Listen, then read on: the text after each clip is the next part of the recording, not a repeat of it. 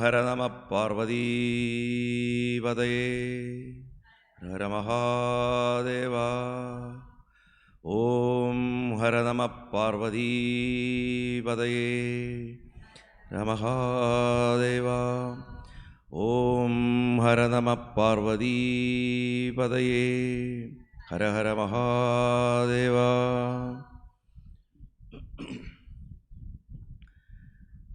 ഓം സൗരാഷ്ട്രദേശേ വിശദേതിരമ്യേ ജ്യോതിർമയം ചന്ദ്രകലാവതംസം ഭക്തിപ്രദാനായ കൃപാവതീർണം തം സോമനാഥം ശരണം പ്രപദ്യേ. ശ്രീശൈലസംഗേ വിബുധാതിസംഗേ തുലാദ്രിതുംഗേ വിമുദാവസന്തം തമർജുനം മല്ലികപൂർവമേകം നമാമി സംസാരസമുദ്രഹേതും. അവന്തികായാം വിഹിതാവതാരം മുക്തിപ്രദാനായ ച സജ്ജനാനാം അകാലമൃത്യോ പരിരക്ഷണാർത്ഥം വന്ദേ മഹാകാലമഹാസുരേശം. കാവേരികാ നർമ്മദയോ പവിത്രേ സമാഗമേ സജ്ജനതോരണായ സദൈവ മാന്ധാതൃപുരേ വസന്ത ഓംകാരമീശ ശിവഗേഖമീഢേ. പൂർവോത്തരേ പ്രജ്വലികാനിധാനേ സദാ വസന്തം ഗിരിജാസമേതം സുരാസുരാരാധിതപാദപദ്മം ശ്രീവൈദ്യനാഥം അഹം നമാമി. യാമേ സദംഗേ നഗരേതിരമ്യേ വിഭൂഷിതാംഗം വിവിധൈശ്ച ഭോഗൈ സദ്ഭക്തിമുക്തിപ്രദമീശമേകം ശ്രീനാഗനാഥം ശരണം പ്രപദ്യേ. മഹാദ്രിപാർശ്വേ ച തടേ രമന്തം സംപൂജ്യമാനം സതതം മുനീന്ദ്രൈഃ സുരാസുരൈര്യക്ഷമഹോരഗാദ്യൈ കേദാരമീശം ശിവമേഘമീഢേ. സഹ്യാദ്രിശീർഷേ വിമലേ വസന്തം ഗോദാവരീതീരപവിത്രദേശേ യദ്ദർശനാൽപാദകമാശുനാശം പ്രയാതിദം ത്രയംബകമീശമീഢേ. സുതാമ്രവർണീ ജലരാശിയോഗേ നിബധ്യസേതും വിശിഖൈരസംഖ്യൈ ശ്രീരാമചന്ദ്രേണ സമർപ്പിതം തം രാമേശ്വരാഖ്യം നിയതം സ്മരാമി. യം ഡാഗിനീശാഗിനീ സഖാസമാജേ നിഷേവ്യമാണം പിശിദാശനൈശ്ച സദൈവ ഭീമാദിപ്രദപ്രസിദ്ധം തം ശങ്കരം ഭക്തഹിതം നമാമി. സായന്തമാനന്ദവനേ വസന്ത ആനന്ദകന്ദം ഹതപാവവൃന്ദം വാരാണസീനാഥനാഥം ശ്രീവിശ്വനാഥം ശരണം പ്രപദ്യേ. ഇളാപുരേ രമ്യവിശാലകേസ്മിൻ സമുല്ലസന്തം ജഗദ്വരണ്യം വന്ദേ മഹോദാരതരസ്വഭാവം കൃഷ്ണേശ്വരാഖ്യം ശരണം പ്രപദ്യേ. ജ്യോതിർമയദ്വാദശലിംഗകാനാം ശിവാത്മാനാം പ്രോക്തമിദം ക്രമേണ സ്തോത്രം പഠിത്വാ മനുജോധിഭക്ത്യാ ഫലം തദാലോക്യ നിജം ഭജേച്ഛ. ഹര ഹര ഹര ഹര ഹര ഹര ഹര ഹര ശങ്കര നാരായണ സർവേശ്വര. ദ്വാദശ ജ്യോതിർലിംഗ സ്തോത്രം ചൊല്ലിയിട്ട് ആരംഭിക്കാമെന്ന് വിചാരിച്ചു. ഇന്ന് 7ാമത്തെ ദിവസം ദ്വാദശ ജ്യോതിർലിംഗങ്ങളുടെയും ഉപലിംഗങ്ങളുടെയൊക്കെ കുറച്ച് വിസ്തരിച്ചിട്ടുള്ള വർണ്ണന, പ്രത്യേകിച്ചും ഓരോ ജ്യോതിർലിംഗങ്ങളും എങ്ങനെ ഉണ്ടായി, അതിൻ്റെ ലക്ഷ്യമെന്ത് എന്നൊക്കെയാണ് ഓരോ കഥകളിലും വരുന്നത്. അത് കഴിഞ്ഞ് ഭഗവാന്റെ മറ്റ് കുറച്ച് ലീലകൾ, വിഷ്ണു ഭഗവാൻ ചൊല്ലിയ ശിവസഹസ്രനാമം തുടങ്ങിയിട്ട് അനവധി വിഷയങ്ങൾ ഇന്ന് വരും. നമ്മൾ ഇപ്പോൾ കോടിരുദ്ര സംഹിതയിലെ 2 അധ്യായം വായിച്ചിട്ടാണ് ഇന്നലെ നിർത്തിയിരുന്നത്. ഇന്ന് 3ാമത്തെ അധ്യായം തൊട്ടിട്ട് അനസൂയയുടെയും അത്രിയുടെയും തപസ് പറഞ്ഞുകൊണ്ടാണ് ആരംഭിക്കുന്നത്. കുറച്ച് ശ്ലോകങ്ങൾ വായിക്കാം. അഥ തൃതീയോധ്യായ അനസൂയാത്രി തപസ്യ. സൂതവാച. ബ്രഹ്മപുര്യാം ചിത്രകൂടേ ലിംഗം മത്തഗജേന്ദ്രകം ബ്രഹ്മണാ സ്ഥാപിതം പൂർവം സർവകാമ്യസമൃദ്ധിതം തത്പൂർവദിശി കോടീശം ലിംഗം സർവവരപ്രദം ഗോദാവര്യാ പശ്ചിമേതല്ലിംഗം പശുപതിനായകം ദക്ഷിണസ്യാം ദിശി കശ്ചി ദത്രീശ്വര ഇതി സ്വയം ലോകാനവപകാരാർത്ഥ അനസൂയാ സുഖായ ച പ്രാദുർഭൂത സ്വയം ദേവ ഹ്യന്യാപൃഷ്ട്യാമജീവയത് സ ഏവ ശങ്കര സാക്ഷാത് ദംശേന സ്വയമേവ ഹി ഋഷയോജു സൂതസൂതമഹാഭാഗ കഥമത്രീശ്വരോഹര ഉത്പന്ന പരമോ ദിവ്യ തത്വം കഥയ സുവ്രത. സൂതോവാച. സാധു പൃഷ്ടമൃഷിശ്രേഷ്ഠ കഥയാമി കഥാം ശുഭാം യാം കഥാം സതതം ശ്രുത്വാ പാതകൈർമുച്യതേ ധ്രുവം ദക്ഷിണസ്യാം ദിശി മഹത്കാമദം നാമ യദ്വനം ചിത്രകൂടസമീപേസ്തി തപസാം ഹി ദദാം സദാം തത്ര ച ബ്രഹ്മണപുത്രോ അത്രി നാമ ഋഷിസ്വയം തപസ്തേവേ അധികഠിന അനസൂയാസമന്വിത പൂർവം കഥാചിത്തത്രൈവ ഹ്യന്യാവൃഷ്ടിരഭൂന്മുനെ ദുഃഖദാ പ്രാണിനാം ദൈവ ദ്വികടാ ശതവാർഷികി.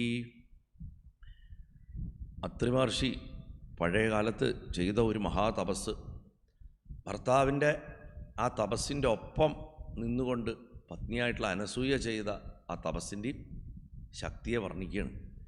ഈ അധ്യായം ഞാൻ ഇത്തിരി വിശദമായിട്ട് പറയാം. കാരണം ഇതിലൊരുപാട് ഇന്ന് നമ്മുടെ കാലഘട്ടത്തിൽ കാണാത്ത ഉപാസനയുടെ ഒരുപാട് മൂല്യങ്ങളുടെ സ്ഫുരണങ്ങളുണ്ട്. അപ്പം അതുകൊണ്ട് ആ അധ്യായം നമുക്കൊന്ന് വിശദമായിട്ട് തന്നെ നോക്കാം. സൂതൻ പറയുക, എല്ലാ ആഗ്രഹങ്ങളെയും സാധിപ്പിച്ചു തരുന്ന സമയം, സ്ഥലം, വിഗ്രഹങ്ങൾ ഇതൊക്കെ ഈ ലോകത്തുണ്ട്. അങ്ങനെ ചില സ്ഥലങ്ങളിൽ ചെന്നാൽ നമ്മൾ അവിടെ ചെന്ന് പ്രാർത്ഥിച്ചാൽ അവിടെ ക്ഷേത്രം ഒന്നും ഉണ്ടാവണമെന്നില്ല, അതൊരു പുണ്യസ്ഥലമായിരിക്കും. അവിടെ നമ്മൾ പ്രാർത്ഥിച്ചാൽ നമ്മുടെ പ്രാർത്ഥന നടക്കും, നമ്മുടെ മനസ്സിന് സ്വാസ്ഥ്യം ഉണ്ടാവും. അങ്ങനെ വളരെ ഭൂമിയിൽ അങ്ങനെ പല സ്ഥലങ്ങളുണ്ട്. നമ്മൾ ഭാരതത്തിൽ മാത്രമൊന്നുമല്ല, ഭൂമിയിൽ എവിടെയൊക്കെ ഭഗവാന്റെ ചൈതന്യം ഇരിക്കേണ്ടത് നമുക്കൊരിക്കലും പറയാൻ പറ്റില്ല. അപ്പോൾ ബ്രഹ്മപുരി എന്ന് പറഞ്ഞ സ്ഥലത്ത് ചിത്രകൂടം എന്ന പർവ്വതത്തിൽ മത്തഗജേന്ദ്രകം എന്ന് പേരോട് കൂടിയിട്ട് ഒരു ശിവലിംഗം ഉണ്ടായിരുന്നു. അത് ബ്രഹ്മാവ് പ്രതിഷ്ഠിച്ചാണ്. മത്തഗജേന്ദ്രകം എന്നൊക്കെ പറഞ്ഞു കഴിഞ്ഞാൽ മതിച്ചു വരണ ആന എന്നാണ് ആ ആനയെ സംബന്ധിച്ചത് എന്ന് വരും. അതിൻ്റെ കിഴക്കേ ദിക്കിലാണ് കോടീശലിംഗം എന്ന് പറഞ്ഞിട്ട് മറ്റൊരു ശിവലിംഗം. അത് വളരെ ആനന്ദദായകവും വരപ്രദവുമാണ്. ഇനി ഗോദാവരി നദിയുടെ പടിഞ്ഞാറ് ഭാഗത്ത് പശുപതി എന്ന നാമത്തോടു കൂടിയിട്ട് ഒരു ശിവലിംഗമുണ്ട്, അതും വളരെ ഫലപ്രദമാണ്. ദക്ഷിണ ഭാഗത്ത് തെക്കേ ദിക്കിൽ ഒരു ശിവലിംഗമുണ്ട്, അതിൻ്റെ കഥ ഞാൻ പറയാം. ആദ്യത്തെ 3 ലിംഗങ്ങളെ ചുരുക്കി പറഞ്ഞിട്ട് സൂതൻ പറയാണ്, ദക്ഷിണദേശത്ത് ഒരു ശിവലിംഗമുണ്ട്, അനസൂയയ്ക്ക് സന്തോഷത്തെ കൊടുത്ത ശിവലിംഗമാണ്. അതിൻ്റെ പേര് അത്രീശ്വരൻ എന്നാണ്, അത് സ്വയംഭൂവാണ് എന്ന് പറയുന്നത്. അങ്ങനെ അത്രീശ്വര ലിംഗത്തിൻ്റെ കഥ പറഞ്ഞിട്ടാണ് ഈ ജ്യോതിർലിംഗ മഹാത്മ്യത്തിലേക്ക് കയറുന്നത്. അപ്പോൾ ഋഷികൾ പറയാം, അല്ലയോ മഹാത്മാവായിട്ടുള്ള സൂത, അവിടുന്ന് മഹാദേവൻ എപ്രകാരം അത്രീശ്വരനായിട്ട് അവതരിച്ചു എന്ന് പറയണം എന്ന് പറയുമ്പോൾ സൂതൻ പറയും, ഋഷികളെ, നിങ്ങളുടെ ചോദ്യം വളരെ നല്ലതാണ്. ഞാൻ ആദ്യത്തെ ദിവസമേ പറഞ്ഞല്ലോ, എപ്പോഴും ചോദ്യം ചോദിക്കുന്ന ആളെ ആദ്യം നമ്മൾ അപ്രീഷിയേറ്റ് ചെയ്യണം. നമ്മൾ നല്ല ചോദ്യമാണ് ചോദിച്ചത് എന്ന് പറഞ്ഞാൽ കൊച്ചു കുട്ടിയാണെങ്കിലും മുതിർന്ന ഒരാളാണെങ്കിലും അത് കേൾക്കുമ്പോൾ ഒരു സന്തോഷം ഉണ്ടാവും. അതായത് താൻ ചിന്തിക്കുന്ന ദിശ ശരിയാണ് എന്ന് അപ്പുറത്ത് ആരിൽ നിന്നാണോ നമ്മൾ ഉത്തരം കാക്ഷിക്കണ ആ വ്യക്തി പറയുമ്പോൾ, പ്രത്യേകിച്ച് ഇത്തരം വിഷയങ്ങളിൽ അതൊരു മനസ്സിന് ഒരു ഉറപ്പും കൂടുതൽ അന്വേഷിക്കാനും ചോദ്യങ്ങൾ ചോദിക്കാനുമുള്ള ഒരു പ്രോത്സാഹനമായിട്ട് മാറും. അപ്പോൾ നിങ്ങളുടെ ചോദ്യം വളരെ നന്നായി. ഏതൊരു കഥ എപ്പോഴും ശ്രവിച്ചാലാണോ നിങ്ങൾക്ക് പാപങ്ങളിൽ നിന്ന് മോചനം ഉണ്ടാവുക, ആ ശുഭമായിട്ടുള്ള കഥ ഞാൻ പറയാം. ഈ സത്തുക്കൾക്ക് തപസ്സിൻ്റെ ക്ഷേമം മുഴുവൻ കൊടുക്കുന്ന കാമദം എന്ന് പേരോട് കൂടിയിട്ടുള്ള ഒരു കാട് ചിത്രകൂട പർവ്വതത്തിൻ്റെ സമീപത്തുണ്ട്. അവിടെ ബ്രഹ്മാവിൻ്റെ പുത്രനും ഋഷിയുമായിട്ടുള്ള അത്രി മഹർഷിയുടെ ആശ്രമം അവിടെയായിരുന്നു. അവിടെയാണ് അദ്ദേഹത്തിൻ്റെ പത്നിയായിട്ടുള്ള അനസൂയയോട് കൂടിയിട്ട് ആശ്രമം സ്ഥാപിച്ച് അതികഠിനമായിട്ടുള്ള തപസ്സനുഷ്ഠിച്ചു. ഈ മഹർഷിമാർ സന്യാസിമാരാണെന്ന് വിചാരിക്കരുത്. മഹർഷിമാർ ഗൃഹസ്ഥർ തന്നെയാണ്. പക്ഷേ അവരുടെ ജീവിതം ഈശ്വരാരാധനയിലും മറ്റുള്ളവരെ കൈപിടിച്ചുയർത്തുന്നതിലും ഏർപ്പെട്ടിട്ടുള്ളതാണ്.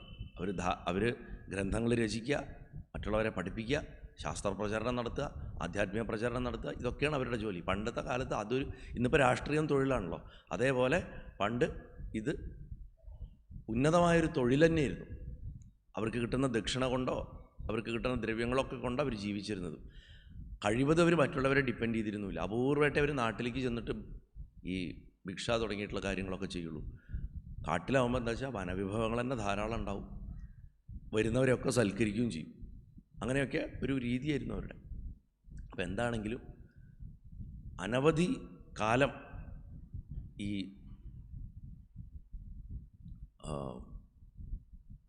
ഭാരതത്തിൽ മഹർഷിമാരുടെ പാരമ്പര്യത്തിൽ സന്യാസിമാരായിട്ടുള്ള മഹർഷിമാരെ നമുക്ക് അധികം കാണാൻ പറ്റില്ല. ശരിക്കും നോക്കിക്കഴിഞ്ഞാൽ മിക്കവർക്കും പത്നിമാരുണ്ടാവും. എല്ലാവരും ഗൃഹസ്ഥരാണ്. വസിഷ്ഠ മഹർഷി ആവട്ടെ, നമ്മുടെ അഗസ്ത്യനാവട്ടെ, അഗസ്ത്യൻ ഋഷിമാരിലെ ഏറ്റവും ഉയർന്ന ആൾക്കാരിൽ ഒരാളാണ് അഗസ്ത്യനൊക്കെ. അതേപോലെ അത്രി, പുലസ്ത്യൻ, പുലഹൻ, ഇവരൊക്കെ അതെ പുലസ്ത്യ വംശജരാണല്ലോ രാവണനൊക്കെ. അങ്ങനെ ഋഷിമാർക്കൊക്കെ ഗാർഹസ്ഥ്യം ഉണ്ടായിരുന്നു. അപ്പോൾ ഇവിടെ അനസൂയയോട് കൂടിയിട്ട് കഠിനമായിട്ടുള്ള തപസ്സനുഷ്ഠിച്ചു. അപ്പോൾ ഒരു സമയത്ത് അവിടെ ഒരു 100 കൊല്ലക്കാലത്തോളം പ്രാണികൾക്കൊക്കെ വളരെ വിഷമമുണ്ടാക്കുന്ന, ജീവനുള്ള എന്തിനും വിഷമമുണ്ടാക്കുന്ന, കാരണം പോലും കണ്ടുപിടിക്കാൻ പറ്റാത്ത ഒരു അനാവൃഷ്ടി ഉണ്ടായി. മഴയില്ലാത്ത അവസ്ഥ, വരൾച്ച. വൃഷ്ടി എപ്പോഴും അനാവൃഷ്ടി ആവരുത്, അതിവൃഷ്ടി ആവരുത്. ആവശ്യത്തിനുണ്ടാവണം മഴ. അതിവൃഷ്ടിയാകുമ്പോൾ വെള്ളപ്പൊക്കം വരും, അനാവൃഷ്ടിയാകുമ്പോൾ വരൾച്ച വരും. ഇവിടെ അനാവൃഷ്ടിയാണ് സംഭവിച്ചത്. അപ്പം എല്ലാ ചെടികളും വള്ളികളൊക്കെ ഉണങ്ങി വരണ്ടു ഭൂമി. ജലം കണി കാണാൻ പോലും കിട്ടാതായി. എല്ലായിടത്തും വരണ്ട് കിടന്നു. മനുഷ്യരുടെ മനസ്സ് പോലും വരണ്ടുപോയി. ആർദ്രതാഭാവം പോലും നഷ്ടപ്പെട്ടു എന്നാ പറഞ്ഞു. 10 ദിക്കുകളിലും വരണ്ട കാറ്റ് വീശി.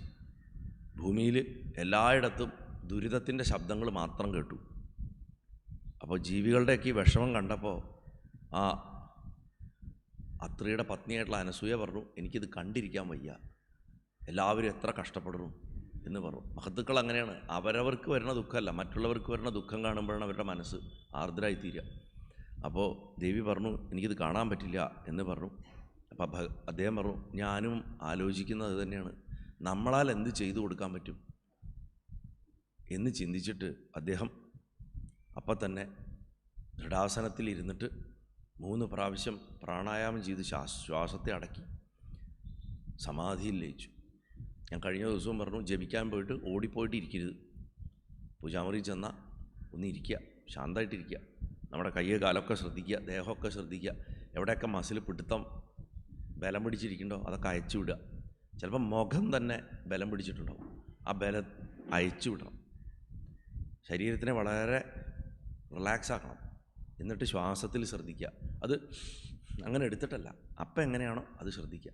അങ്ങനെ ഒരു കുറച്ച് നേരം ഇരിക്കുക. അതിനുശേഷം വേണമെങ്കിൽ ഒരു 3 പ്രാവശ്യം ഉള്ളിലേക്ക് മെല്ലെ സാവധാനം എടുക്കുക. അത്ര തന്നെ നേരം നിർത്തുക, പുറത്തേക്ക് വിടുക. സാധാരണത്തെ മാതിരി എടുത്താൽ മതി. സാമാന്യമായിട്ട് പ്രാണായാമം ചെയ്യണം, അല്ലാണ്ട് മൂക്കടച്ച് പിടിച്ചിട്ടൊന്നും ചെയ്യണമെന്നില്ല. അകത്തേക്ക് എടുക്കുന്ന സമയത്ത് ആസ്വദിച്ചെടുക്കുക, നിർത്തുമ്പോഴും ആസ്വദിക്കുക. ആ പ്രാണനുണ്ട്, എൻ്റെ ജീവൻ എന്താ നിൽക്കണു എന്ന് ആലോചിക്കുക. പുറത്തേക്ക് വിടുമ്പോൾ എല്ലാ ദോഷങ്ങളും, എല്ലാ നെഗറ്റീവും, എല്ലാ ദുർവിചാരങ്ങളും പുറത്തേക്ക് പോയി എന്ന് ആലോചിച്ചിട്ട് ചിരിച്ചുകൊണ്ട് ആരും പൂജാമുറി നിങ്ങളിരുന്ന് ചിരിച്ചാൽ കളിയാക്കില്ല. കാരണം ആരും കാണില്ല, ഭഗവാൻ മാത്രമേ കാണുള്ളൂ. അപ്പോൾ അതുകൊണ്ട് തന്നെ ഇരുന്ന് ചിരിക്കണമെന്ന് പറഞ്ഞിട്ട് ആരും കളിയാക്കുകയൊന്നുമില്ല. അങ്ങനെ ചിരിച്ചുകൊണ്ട് പുഞ്ചിരിയോട് കൂടിയിട്ട് പുറത്തേക്ക് ശ്വാസങ്ങളെ ഒരു 3 പ്രാവശ്യം ചെയ്താൽ തന്നെ, എന്നിട്ട് ജപിച്ച് നോക്കൂ, വളരെ സുഖമായിരിക്കും. ഇവിടെ ആചാര്യൻ ഭക്ഷണം കഴിച്ച് വരുമ്പോഴേക്കും ശ്വാസം മുട്ടിയിട്ട് അമ്മമാർ സഹസ്രനാമം തീർക്കണ അവസ്ഥയാവില്ല. എനിക്ക് സങ്കടം തോന്നുക ശരിക്ക്. ഞാൻ കാരണം അവർ കഴിക്കാൻ പോലും അവർക്ക് നേരമില്ല. പക്ഷേ അവരാ നിഷ്ഠയിൽ പോകണമെന്നുള്ളത് കൊണ്ടാണ് അവർക്ക് കിട്ടുന്ന ആദരവ്. അത് പൂർത്തിയാക്കണ്ടല്ലോ ദിവസവും.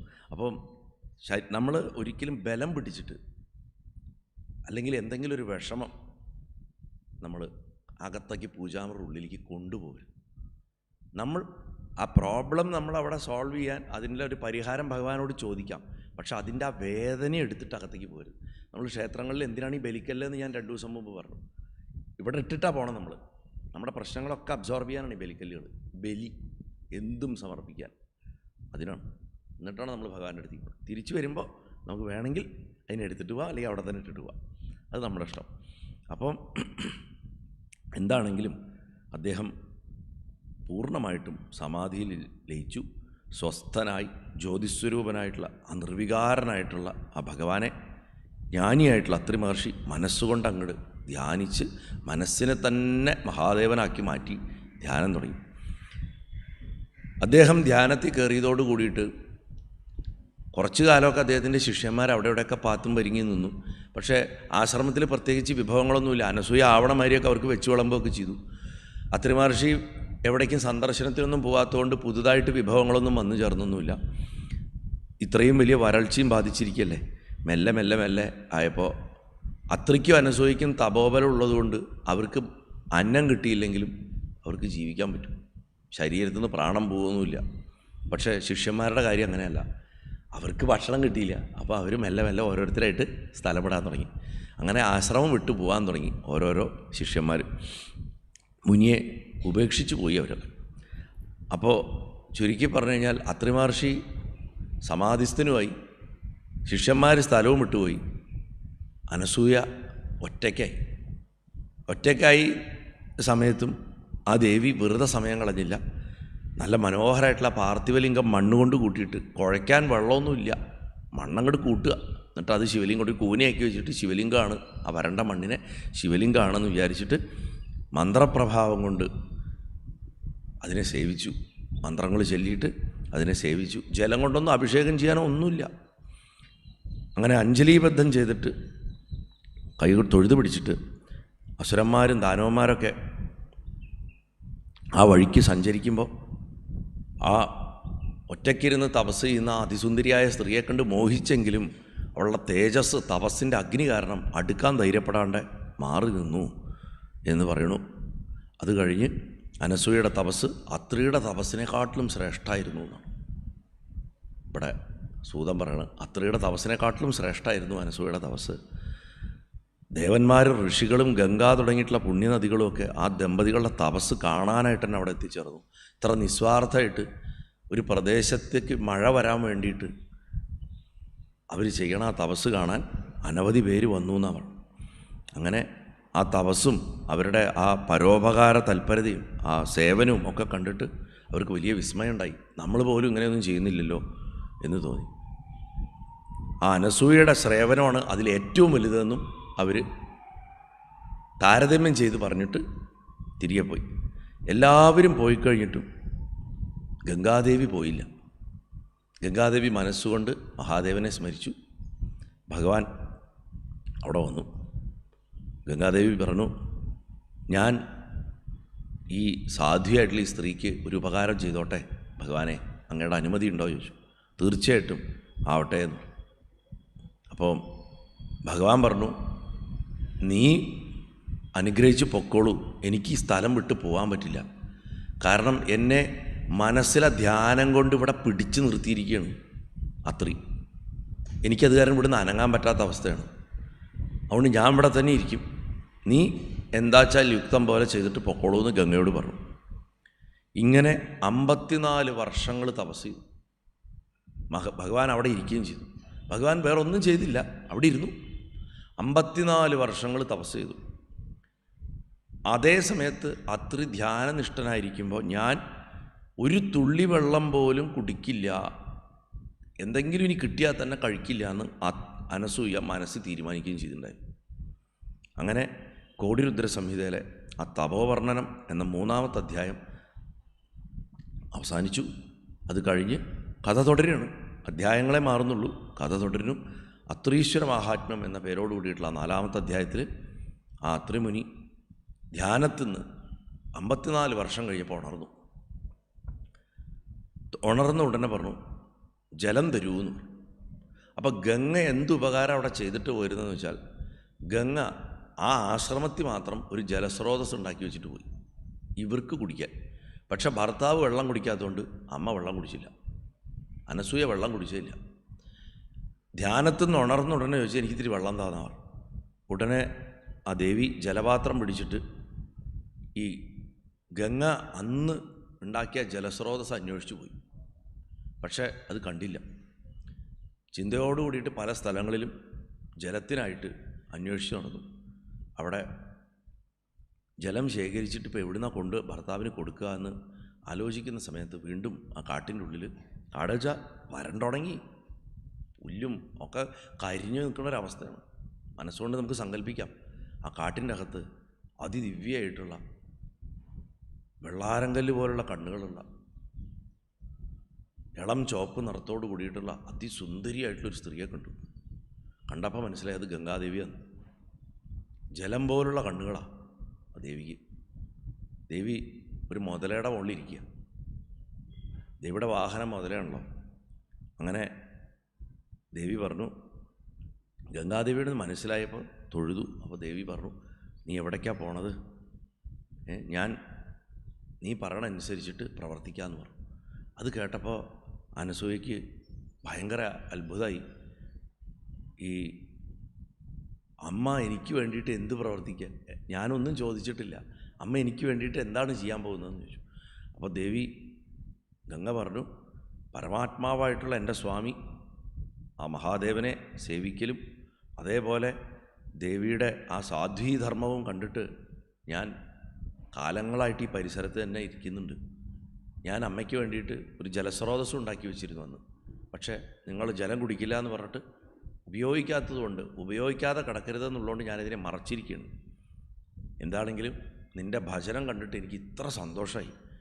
എന്താണോ ആഗ്രഹം അത് സ്വീകരിച്ചോളൂ എന്ന് പറഞ്ഞപ്പോൾ എനിക്ക് പാത്രത്തിൽ കുറച്ച് വെള്ളം കിട്ടിയാൽ, വേറെ ഒന്നും വേണ്ട, എൻ്റെ ഭർത്താവിന് കുടിക്കാൻ കുറച്ച് വെള്ളം തന്നാൽ മതി എന്ന് പറഞ്ഞാൽ പാത്രം കാണിച്ചപ്പോൾ ദേവിയുടെ ശരീരം അങ്ങനെ ജലമായിട്ട് ആ പാത്രത്തിൻ്റെ ഉള്ളിക്കായി.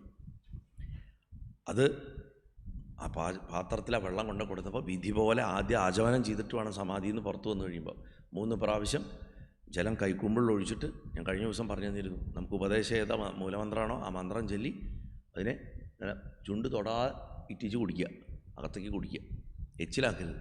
3 പ്രാവശ്യം ചെയ്യണമെന്ന് ആചമനം എന്ന് പറയുക. അതെന്തിനാ വെച്ചാൽ ആന്തരിക ശുദ്ധിക്ക് വേണ്ടിയിട്ടാണ്, അകം ശുദ്ധാക്കാനാണ് നമ്മളങ്ങനെ കുടിക്കുന്നത്. വെറുതെ നമശിവായെന്നോ ഓം നമോ നാരായണമെന്നോ ചൊല്ലിയിട്ട് ഒരു 3 പ്രാവശ്യം ചെയ്ത് നോക്കൂ. എത്ര നേരം നിന്ന് കുളിച്ചിട്ടുണ്ടെങ്കിലും ഇത് ആചമനം അതിന് ശേഷം ചെയ്തു കഴിഞ്ഞാൽ നിങ്ങൾക്കൊരു എക്സ്ട്രാ ശുദ്ധി ഫീലാവും. ശരീരത്തിൽ ഒരു എക്സ്ട്രാ ശുദ്ധി ഫീലാവും. ആചമനം ചെയ്തിട്ടേ ഏത് സൽക്കാര്യത്തിനും ജപത്തിനും ഒക്കെ ഇരിക്കാവും. അപ്പോൾ അങ്ങനെ ആചമനം ചെയ്തിട്ട് അദ്ദേഹം ആ ജലപാനം, ബാക്കിയുള്ള ജലം മുഴുവൻ കുടിച്ചിട്ട് അദ്ദേഹം ചുറ്റും നോക്കി. എല്ലാ വൃക്ഷങ്ങളും ശുഷ്കിച്ചിരിക്കുന്നു, ദിക്കുകൾ കരിഞ്ഞു പോയിരിക്കുന്നു. അപ്പോൾ ഞാൻ ഇത്രയ്ക്ക് കഷ്ടപ്പെട്ടിട്ട് ഇവിടെ മഴയുണ്ടായില്ലല്ലോ, നീ എന്നിട്ടിപ്പോൾ എവിടെ നിന്നാണ് ഈ ജലം കൊണ്ടുവന്നത് എന്ന് ചോദിച്ചു. അത്രി അനസൂയയുടെ അടുത്ത്. അപ്പോൾ അനസൂയ പറഞ്ഞു, ഞാൻ ഇത് അദ്ദേഹത്തിൻ്റെ അടുത്ത് പറഞ്ഞാൽ എനിക്ക് നല്ലതുണ്ടാവും, പറഞ്ഞില്ല എന്നുണ്ടെന്നുണ്ടെങ്കിൽ എൻ്റെ ഭർത്താവിനോടുള്ള ആ സതീവ്രതത്തിന് ഭംഗവും വരും. ഗംഗയെ കണ്ട കാര്യം പറയണോ വേണ്ടയോ എന്നുള്ളൊരു ആശയക്കുഴപ്പം വന്നു ദേവിക്ക്. അപ്പോൾ അദ്ദേഹം ചോദിച്ചു, എന്താ ഉണ്ടായത്, എവിടുന്നാണ് ഈ ജലം കിട്ടിയത് ചോദിച്ചു. അപ്പോൾ പറഞ്ഞു, ഭഗവാൻ ശങ്കരൻ്റെ അനുഗ്രഹം കൊണ്ട്, അങ്ങയുടെ തപസ് കൊണ്ട് ഗംഗാദേവി ഇതവിടെ വന്നിട്ടുണ്ട്, ആ ദേവിയാണ് എനിക്ക് തന്നത്. അത് കേട്ടപ്പോൾ മഹർഷി ഭഗവാനെ മനസ്സിൽ നന്നായിട്ട് പ്രാർത്ഥിച്ചിട്ട് പറഞ്ഞു, അല്ലയോ അനസൂയേ, നിൻ്റെ സത്യമായ വാക്കുകൾ നീ വിശ്വസിക്കാൻ പറ്റാത്ത രീതിയിലാണ് പറയണത്. യഥാർത്ഥമാണ് നീ പറയണമെന്ന് എനിക്കറിയാം, നീ പറയണത് സത്യമാണ്. പക്ഷേ അത് നടക്കാനുള്ള സാധ്യത വളരെ കുറവാണ്. ഈ വരണ്ട് ഇത്രയും കാലമായിട്ടിരിക്കുന്ന സ്ഥലത്ത് ഗംഗ വന്നു എന്നോ? എന്നിട്ട് ഗംഗ വന്നതിൻ്റെ ലക്ഷണമൊന്നുമില്ലല്ലോ. എവിടെ ഗംഗ? ദേവന്മാരോ ദേവിമാരോ യോഗികൾക്കോ പോലും അസാധ്യമായിട്ടുള്ള ഈ കാര്യം എങ്ങനെ സംഭവിച്ചു? എനിക്ക് അതിശയമുണ്ട്, എനിക്കിത് വിശ്വസിക്കാൻ പറ്റണില്ല. കണ്ടാലേ ഞാൻ വിശ്വസിക്കുള്ളൂ. അപ്പോൾ ദേവി അത്രയോട് പറയാണ്, ഗംഗാദേവിയെ കാണാൻ അങ്ങേക്ക് താല്പര്യമുണ്ടെങ്കിൽ എന്നോടുകൂടി വന്നാലും, എൻ്റെ അടുത്തേക്ക് വന്നാലും എന്ന് പറഞ്ഞു. ആ പതിവ്രത ഇപ്രകാരം പറഞ്ഞിട്ട് മനസ്സാ ഭഗവാൻ ശങ്കരനെ സ്മരിച്ച് ഭർത്താവിനെ കൂട്ടിക്കൊണ്ട് ഗംഗ സ്ഥിതി ചെയ്യുന്നിടത്തേക്ക് വന്നു എന്നാണ്. ഗംഗ സ്ഥിതി ചെയ്യുന്ന സ്ഥലത്തേക്ക് വന്നിട്ട് ആ സതി അവിടെ ഭർത്താവിന് ആ ഗംഗാദേവിയെ കാട്ടിക്കൊടുത്തു. ആ ഗർത്തത്തിൽ സ്വയം ദിവ്യരൂപിണിയായിട്ട് നിന്ന ഗംഗാദേവി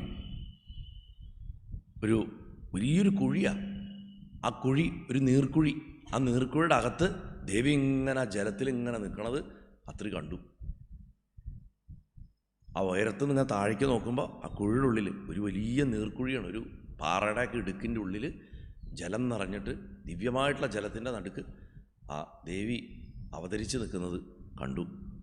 അങ്ങനെ മനസ്സിൽ വിചാരിച്ചു, എത്ര ധന്യാണ് എൻ്റെ ഭാര്യ എന്ന് പറഞ്ഞിട്ട് ആ ഗംഗാദേവിയെ സ്തുതിക്കുകയാണ്. ആ ഗംഗാദേവിയുടെ സ്തുതി ഒന്ന് വായിക്കാം.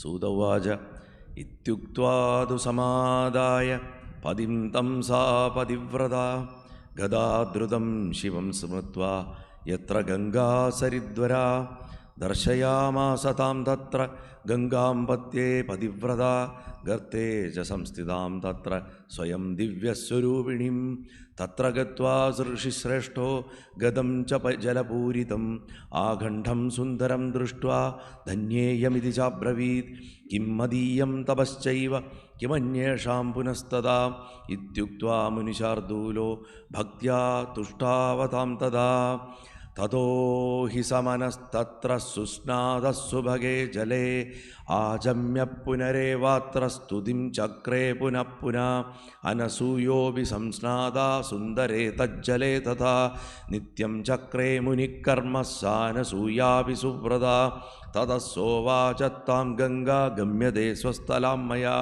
ഇത്യുക്തേ ച പുനഃ സാധ്വി താമുവാച സരിദ്വരാം. അനസൂയ സ്തുതിക്കുന്നു.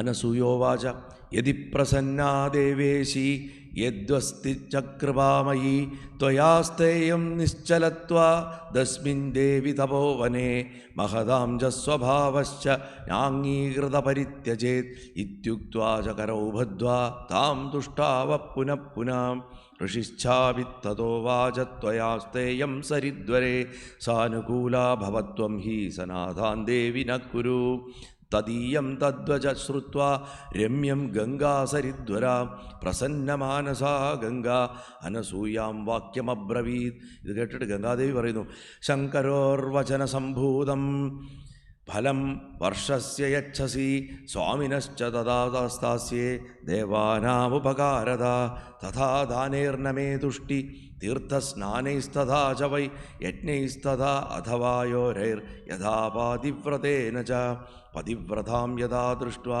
മനസഃ പ്രീണനം ഭവേത് തഥാ നാന്യരൂപാശ്ച സത്യം മേ വ്യാഹൃതം സതി പതിവ്രതാം സ്ത്രിയം ദൃഷ്ട്വാ പാപനാശോ ഭവേന്മമ ശുദ്ധാ ജാതാ വിശേഷേണ ഗൗരീതുല്യാ പതിവ്രത തസ്മാच्च യദി ലോകസ്യ ഹിതായ തത്പ്രയച്ഛസി തർഹ്യഹം സ്ഥിരതാം യാസ്യേ യദി കല്യാണമിച്ഛസി.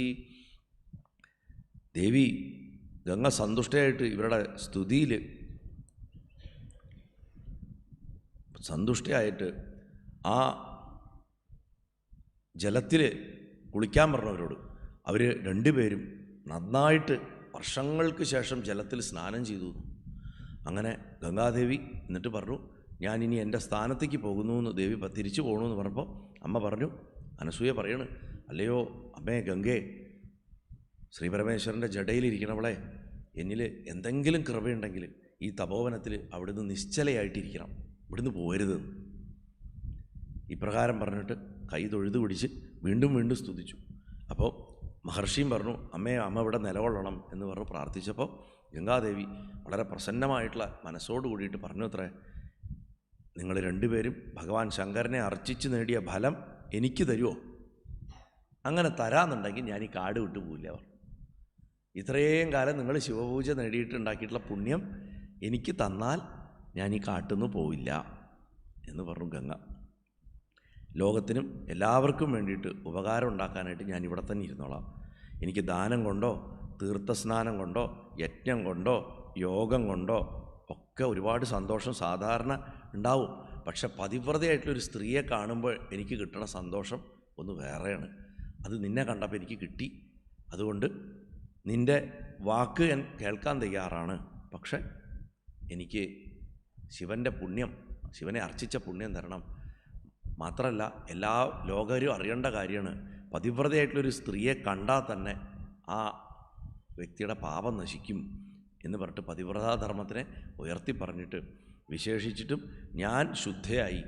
അനവധി പേര് എൻ്റെ ശരീരത്തിലാണ് പാപങ്ങൾ വന്ന് കഴുകിക്കളയണത്. ഞാൻ പാപങ്ങൾ വഹിച്ചുകൊണ്ടാണ് കടലിലേക്ക് ചെല്ലണത്. നിന്നെ കണ്ടതുകൊണ്ട് ഞാൻ പരിശുദ്ധിയായി തീർന്നു എന്ന് പറഞ്ഞത്രേ. നീ ഏത് പതിവ്രതയും സാക്ഷാൽ ശ്രീപാർവതിക്ക് തുല്യമാണ്. അതുകൊണ്ട് ലോകക്ഷേമത്തിനായിട്ട് ആ ശിവനെ അർച്ചിച്ച പുണ്യം എനിക്ക് തരികയാണെങ്കിൽ ഞാൻ തീർച്ചയായിട്ടും ഇവിടെ സ്ഥിതി ചെയ്തോളാം, ഈ കാട് വിട്ട് പുറത്തു പോയില്ല. അവർ ദേവിക്ക് ഒരു വിഷമവുമില്ല. അനസൂയ എന്നാണ് പേരെന്നെ, അല്ലേ? ആർക്കും നല്ലത് വരുത്താൻ മാത്രമേ ആ ദേവി ചിന്തിക്കുകയുള്ളൂ. അപ്പോൾ ദേവി ഇങ്ങനെയുള്ള ഗംഗാവചനം കേട്ടിട്ട് ആ വർഷത്തെ ശിവാർച്ചന ചെയ്ത പുണ്യത്തെ മുഴുവൻ ഗംഗയ്ക്ക് കൊടുത്തു എന്നാണ് പറഞ്ഞു. അനസൂയയുടെ പാതിവർത്തിയം കണ്ടിട്ട് ഭഗവാൻ ആ സമയത്ത് ദേവി അവിടെ ആരാധിച്ചിരുന്ന ആ പാർത്ഥിവലിംഗത്തിൽ നിന്ന് പ്രത്യക്ഷപ്പെട്ടിട്ട് ഭഗവാൻ പറഞ്ഞു, അല്ലയോ അനസൂയെ, നിൻ്റെ പാതിവർത്തിയ ധർമ്മം കർമ്മവും രണ്ടും കണ്ടിട്ട് എനിക്ക് വളരെ സന്തോഷമായി. എനിക്ക് ഏറ്റവും പ്രിയപ്പെട്ടവളാണ് അമ്മ. കാരണം ഭഗവാൻ അമ്മയുടെ മകനായിട്ടും ജനിച്ചിട്ടുണ്ട്. അപ്പോൾ പ്രിയതരായതുകൊണ്ട് വേണ്ട വരം ചോദിച്ചോളൂ എന്ന് പറഞ്ഞു. എന്നിട്ട് ആ അതിസുന്ദരനായിട്ട് സുന്ദരേശ്വരനായിട്ടാണ് അത്ര ഭഗവാൻ അവിടെ ആവിർഭവിച്ചത്. അങ്ങനെ കണ്ട ആ ഭഗവാനെ 5 മുഖങ്ങളോടും കൂടി കണ്ട് 10 കൈകളോടും കൂടിയവനായിട്ട് കണ്ടിട്ട് ആ ദേവി തൊഴുത് പൂർണ്ണ ഭക്തിയോട് കൂടിയിട്ട് സ്തുതിച്ചു. 2 പേരും കൂടെ സ്തുതിക്കുകയാണ് ഭഗവാനെ. ദമ്പതീയുജു യതി പ്രസന്നോ ദേവേശ പ്രസന്നാ ജഗദംബിക അസ്മിസ്തപോവനേ തിഷ്ഠ ലോകാനാം സുഖദോ ഭവ. പ്രസന്നാ ച തദാ ഗംഗാ പ്രസന്നശ്ച ശിവസ്തദാ ഉഭൗ ദൗജസ്ഥിതൗ തത്ര യത്രാസീദൃശി സത്തമാ. അത്രീശ്വരശ്ച നാംനാസി ഈശ്വരപരദുഃഖഃ ഗംഗാ സാഭിസ്ഥിതാ തത്ര തദാ ഗർഭേദമായയാ. തദ്ദിനം ഹി സമാരഭ്യ തത്രാക്ഷര്യജലം സദാ ഹസ്തമാത്രേ ഹി തദ്ഗർത്തെ ഗംഗാ മന്ദാകിനീഹ്യഭൂത്. തത്രൈവർഷയോ ദിവ്യാ സമാജഗ്മുസ്സഹാംഗനാ തീർത്ഥാച്ച തേ സർവേ യേ പുരാ നിർഗതാ ദ്വിജാം. യവാശ്ച വ്രീഹയശ്ചൈവ യജ്ഞയാഗപരായണാ യുക്താ ഋഷിവിരസ്തൈശ്ച ഹോമം ചക്രുശ്ച തേ ജനാ. കർമ്മഭിസ്തൈശ്ച സന്തുഷ്ടാ വൃഷ്ടിം ചക്രുർഘനാസ്തദാ. ആനന്ദപരമോ ലോകേ ബഭൂവാധിമുനീശ്വരാ. അത്രീശ്വരസ്യ മാഹാത്മ്യ ഇത്യുക്തം വസ്സുഖാവഹം. മുക്തിമുക്തിപ്രദം സർവ കാമദം ഭക്തിവർദ്ധനം. ഭഗവാൻ ആ ദേവിയുടെ അടുത്ത് നിനക്ക് വേണ്ട വരം എന്താണ് എന്ന് ചോദിച്ചപ്പോൾ ആ ദമ്പതികൾ 2 പേരും പറഞ്ഞു, അല്ലയോ ഭഗവാനെ ശങ്കര, ഭഗവാനും ജഗദംബികയും സന്തോഷിച്ചിട്ട് ലോകത്തിൻ്റെ സുഖത്തിന് വേണ്ടിയിട്ട് ഈ തപോവനത്തിൽ എന്നും നിത്യവാസം ചെയ്യണം. ഇവിടുന്ന് പോരുത്, നിങ്ങളും ഇവിടുന്ന് പോരുത്, ഗംഗയും പോരുത്. പ്രസന്നയായിട്ടുള്ള ഗംഗാദേവിയും പ്രസന്നനായിട്ടുള്ള ഭഗവാൻ പരമശിവനും ആ സ്ഥലത്ത് തന്നെ നിത്യവാസം ചെയ്തു. അതികഠിനമായിട്ടുള്ള ദുഃഖം ഇല്ലാണ്ടാക്കുന്ന ആ പരമേശ്വരന് അത്രീശ്വരൻ എന്നുള്ള നാമം ഭവിച്ചു. ഗംഗാദേവി ആ ഗർത്തത്തിൽ മായയായിട്ട് സ്ഥിതി ചെയ്തു, അദൃശ്യമായിട്ട് അവിടെ തന്നെ നിലകൊണ്ടു. അന്നേ ദിവസം മുതൽ അവിടെ അക്ഷയമായിട്ട് ഒരിക്കലും പറ്റാത്ത ജലസ്രോതസ് ഉണ്ടായി. പിന്നെ ആ നാട്ടിൽ മഴയില്ലെങ്കിലും പ്രശ്നമില്ല എന്നായി. അത്രയും ജലം അവിടെയുള്ള പ്രദേശങ്ങളിലേക്കൊക്കെ കിട്ടി. ഭൂഗർഭജലം വഴി ചെടികൾക്കും ഒക്കെ ജലം കിട്ടി. വീണ്ടും പച്ചപ്പ് പടർന്നു പിടിച്ചു. വളരെ മനോഹരമായി. എന്നിട്ട് പറയുക, ആ വലിയ വലിപ്പമൊന്നുമില്ല, ഒരു കൈ ഇല്ലാത്ത അത്ര വലിയ ഒരു കിണറോ ഒന്നുമല്ല, എന്നാലും ഒരാൾക്ക് ഇറങ്ങി നിൽക്കാം, അത്രേ വലിപ്പമുള്ളൂ. അങ്ങനെയുള്ള കുഴിയിൽ മന്ദാകിനിയായിട്ടുള്ള ദേവി നിലകൊണ്ടു എന്നാണ് പറയണത്. അവിടെ ദിവ്യന്മാരായിട്ടുള്ള ഋഷികൾ പത്നീ സമേതം ഒത്തുകൂടി. ദ്വിജന്മാരെ അവർ തീർത്ഥങ്ങളിൽ നിന്ന് തീർത്ഥങ്ങളിലേക്ക് പോയിക്കൊണ്ടിരിക്കുകയായിരുന്നു. ഈ ഓരോ ഋഷിമാരും ഇങ്ങനെ പോകുമ്പോൾ അപ്പോൾ അവർ ഋഷിമാർ അവരുടെ ആ യാത്രയിൽ നിന്ന് ഇങ്ങനെ ഒരു തീർത്ഥത്തിൽ നിന്ന് അടുത്ത തീർത്ഥത്തേക്ക് പോകുമ്പോൾ ഈ അത്രിയാശ്രമത്തിൽ വന്നപ്പോൾ അവരെ കൊണ്ട് ആ പ്രദേശത്തെ ജനങ്ങൾ വലിയ ഹോമകർമ്മങ്ങളൊക്കെ ചെയ്യിച്ചപ്പോൾ അവർക്ക് ആവശ്യത്തിനുള്ള ജലം കിട്ടിയെന്ന് മാത്രമല്ല, മഹാദേവൻ വന്നതുകൊണ്ടാണ് അത്ര ആ മഹർഷിമാർ ആ വഴിക്ക് വന്നത് ഈ അത്രീശ്വര ലിംഗം കാണാൻ. വന്നതുകൊണ്ട് എന്താ ഗുണമുണ്ടായത്? നാട്ടുകാർക്ക് അവിടെ ഹോമം ചെയ്യാൻ സാധിച്ചു. ഇവരെ കൊണ്ട് യാഗങ്ങളൊക്കെ ചെയ്യിപ്പിച്ചു. യാഗങ്ങൾ ചെയ്യിച്ചപ്പോൾ മഴ പെയ്തു. ചുരുക്കി പറഞ്ഞു കഴിഞ്ഞാൽ അത്രയുടെയും അനസൂയുടെയും തപസ്സുകൊണ്ട് അനവധി ഗുണഫലങ്ങൾ ഉണ്ടായി. മുനീശ്വരന്മാരെ അങ്ങനെ ലോകത്തിന് വലിയ ആനന്ദം ഉണ്ടായി. അത്രീശ്വര മഹാത്മ്യം ഞാനിതാ ഇങ്ങനെ പറഞ്ഞിരിക്കുന്നു. ഈ കഥ കേട്ടാൽ മുക്തിയും എല്ലാ ആഗ്രഹങ്ങളും സാധിക്കും, മുക്തിയും ലഭിക്കും. മാത്രമല്ല ഭക്തി വർദ്ധിക്കാൻ വളരെ ഉത്തമമാണെന്ന് പറഞ്ഞിട്ട് മഹാപുരാണത്തിലെ 4ാം സംഹിതയായിട്ടുള്ള കോടിരുദ്ര സംഹിതയിലെ അത്രീശ്വര മഹാത്മ്യ വർണ്ണൻ എന്നുള്ള ആ 4ാമത്തെ അധ്യായം ഇവിടെ പറഞ്ഞ് അവസാനിപ്പിച്ചു. ഇത് ഞാൻ വിശദീകരിച്ച് പറയാൻ കാരണം എന്താ വെച്ചാൽ ഇതിലെ പതിവ്രതാധർമ്മം ഇത് കേൾക്കുമ്പോൾ നമുക്ക് കിട്ടുന്ന മനസ്സിൻ്റെ സന്തോഷം, ഭഗവാന്റെ ഉപാസന കൊണ്ട് പ്രകൃതി ഉണ്ടാക്കുന്ന ദുഃഖങ്ങൾ പോലും നമുക്ക് മറികടക്കാൻ സാധിക്കും. താപത്രയങ്ങൾ ഞാൻ ഇന്നലെ പറഞ്ഞിരുന്നു അല്ലേ? ആദിഭൗതികം, ആദിദൈവികം, ആധ്യാത്മികം. അതിൽ ആദിദൈവികത്തിൽ പെട്ടിട്ട നമ്മുടെ നിയന്ത്രണത്തിലല്ലാതെ പ്രകൃതിയിൽ നിന്ന് ഭഗവാന്റെ ഇച്ഛ കൊണ്ടൊക്കെ ഉണ്ടാകുന്ന വലിയ ദുഃഖങ്ങൾ, കാലാവസ്ഥകൾ മാറുക, രോഗങ്ങൾ പടർന്നു പിടിക്കുക, അതൊക്കെയാണ്. ഞാൻ ഇന്നലെ തമാശയായിട്ട് പറഞ്ഞല്ലോ, ഒന്ന് നമ്മുടെ കയ്യിലിരിപ്പോണ്ട് ഉണ്ടാവുന്ന ദുഃഖങ്ങൾ, 2 മറ്റുള്ളവരുടെ കയ്യിലിരിപ്പോണ്ട് നമുക്കുണ്ടാവുന്ന ദുഃഖങ്ങൾ, അവരുടെ കയ്യിലിരിപ്പ് നമ്മുടെ കയ്യിലിരിപ്പ് കണ്ടിട്ട് ഭഗവാൻ തരുന്ന ദുഃഖങ്ങൾ. അങ്ങനെ 3 തരം ദുഃഖങ്ങളാണ് ശരിക്കുള്ള. അതിനാണ് ഈ വലിയ താപത്രയം എന്നൊക്കെ പറയണതാണ്. താപത്രയ വിനാശായ എന്നൊക്കെ പറഞ്ഞിട്ട് ഭഗവാനെ വിളിക്കുന്നത്. അപ്പോൾ ആ വിളിക്കുമ്പോൾ ആലോചിക്കണം നമ്മൾക്ക് എത്രമാത്രം മനഃശുദ്ധി ഉണ്ട്. മറ്റുള്ളവരെ നന്നാക്കാൻ പോണതിന് മുമ്പ് ആദ്യം നമ്മൾ നമ്മുടെ കയ്യിലിരിപ്പ് നേരെയാക്കുക. താപത്രയ വിനാശനായിട്ട് ഭഗവാൻ നമ്മളെ സഹായിക്കണമെങ്കിൽ ആദ്യം നമ്മൾ സ്വയം ഒരു എഫർട്ട് എടുക്കണം. അപ്പോൾ ഇവിടെ ഇവർക്ക് താപത്രയങ്ങളേ ഇല്ലായിരുന്നു. ഇവർക്ക് സ്വന്തം ധർമ്മം അവർ ഭംഗിയായിട്ട് അനുഷ്ഠിച്ചു, മറ്റുള്ളവർക്ക് വേണ്ടി അനുഷ്ഠിച്ചു, ഭഗവാൻ പ്രസാദിച്ചു. അതാണ് ഉണ്ടായത്. അപ്പോൾ ശരിക്കും ഒരു ദിവ്യ ചരിത്രം തന്നെയാണ്. അത് കഴിഞ്ഞിട്ട് ഋഷിക എന്ന് പേരോട് കൂടിയിട്ട് ഉത്തമ വ്രതങ്ങളൊക്കെ അനുഷ്ഠിച്ചു കഴിഞ്ഞ ഒരു ബ്രാഹ്മണപുത്രിയുടെ കഥയാണ് പറയണത്. അവൾ പൂർവ്വജന്മത്തിൽ ചെയ്ത പാപത്തിൻ്റെ ഫലമായിട്ട് ബാല്യത്തിൽ തന്നെ വിധവയായിപ്പോയി. വളരെ ചെറുപ്പത്തിൽ കല്യാണം കഴിച്ചു, ചെറുപ്പത്തിൽ തന്നെ വിധവയായി. എങ്കിലും വ്രതനിഷ്ഠയോട് കൂടിയിട്ട് ആ പൂർവ്വജന്മ സുഹൃതം കൊണ്ട് ആ പാർത്ഥിവ ശിവലിംഗത്തിൽ പൂജ ചെയ്തുകൊണ്ടിരുന്നു. ആ സമയത്ത് അവൾ ഒറ്റയ്ക്ക് ഇരുന്നിട്ട്, യൗവനമാണ് അവൾക്ക്, കൊണ്ട് ഒറ്റയ്ക്ക് ഇരിക്കണ കണ്ടിട്ട് ഒരു ദുഷ്ടനായിട്ടുള്ള അസുരൻ അവളെ പ്രലോഭിപ്പിക്കുകയും ഭയപ്പെടുത്തുകയും ചെയ്തുകൊണ്ടിരുന്നു. അവൾ അതൊന്നും വകവയ്ക്കാണ്ട് ഭഗവാനെ തന്നെ പൂർണ്ണമായിട്ടും ആശ്രയിച്ചു. ഭഗവാൻ അവളുടെ മുന്നിൽ പ്രത്യക്ഷപ്പെട്ടിട്ട് ആ ദുഷ്ടനെ ഭസ്മീകരിച്ചിട്ട് ഋഷികയോട് ഇഷ്ടവരങ്ങൾ വരിച്ചു കൊള്ളാൻ പറഞ്ഞു. അവർ ഭഗവാനോട് എന്നെന്നും എനിക്ക് ഭഗവത് ഭക്തി മാത്രമുണ്ടായാൽ മതി എന്ന് പറഞ്ഞ് ഭഗവാൻ ലോകനന്മയ്ക്ക് വേണ്ടിയിട്ട് അവിടെ താമസിക്കണം, അവിടെ തന്നെ ഇരിക്കണം, കുടികൊള്ളണം എന്ന് അപേക്ഷിച്ചു. ഭഗവാൻ അങ്ങനെ തന്നെ അനുഗ്രഹിച്ചു. ആ സമയത്ത് ഭഗവാന്റെ ആ സാന്നിധ്യം അവിടെ ഉണ്ടായ സമയത്ത് നാരായണനും ബ്രഹ്മദേവനും കൂടെ അവിടെ വന്നു. അവർ ഭഗവാനെ പ്രണമിച്ചു. ആ സമയത്ത് ദേവനദിയായിട്ടുള്ള ഗംഗ അവിടെ പ്രത്യക്ഷപ്പെട്ടിട്ട് വൈശാഖ മാസത്തിലെ ഏതെങ്കിലും ഒരു ദിവസം അവിടെ വന്ന് താമസിക്കാൻ അനുവദിക്കണമെന്ന് ഋഷികയോട് അങ്ങോട്ട് ആവശ്യപ്പെട്ടു. അത്ര അവളുടെ തപസ്സിൻ്റെ ഫലമാണ്. ഗംഗ അങ്ങോട്ട് ആവശ്യപ്പെട്ടു എന്നാണ്. അങ്ങനെ ആവശ്യപ്പെട്ടപ്പോൾ ദേവി ഋഷിക പറഞ്ഞു, തീർച്ചയായിട്ടും അമ്മേ, എൻ്റെ ഭാഗ്യമാണ്, അമ്മ വൈശാഖ മാസത്തിൽ ഒരു ദിവസമെങ്കിലും ഇവിടെ വന്ന് കുടികൊള്ളുക എന്ന് പറഞ്ഞു കഴിഞ്ഞാൽ. അങ്ങനെ ഭഗവാൻ ആ പാർത്ഥിവലിംഗത്തിൽ ലയിച്ചു. നന്ദികേശ്വരൻ എന്നുള്ള പേരിൽ വിഖ്യാതനായി. ഇതാണ് നന്ദികേശ്വര ശിവലിംഗം എന്ന് പറഞ്ഞിട്ട് അതിൻ്റെ മഹാത്മ്യം.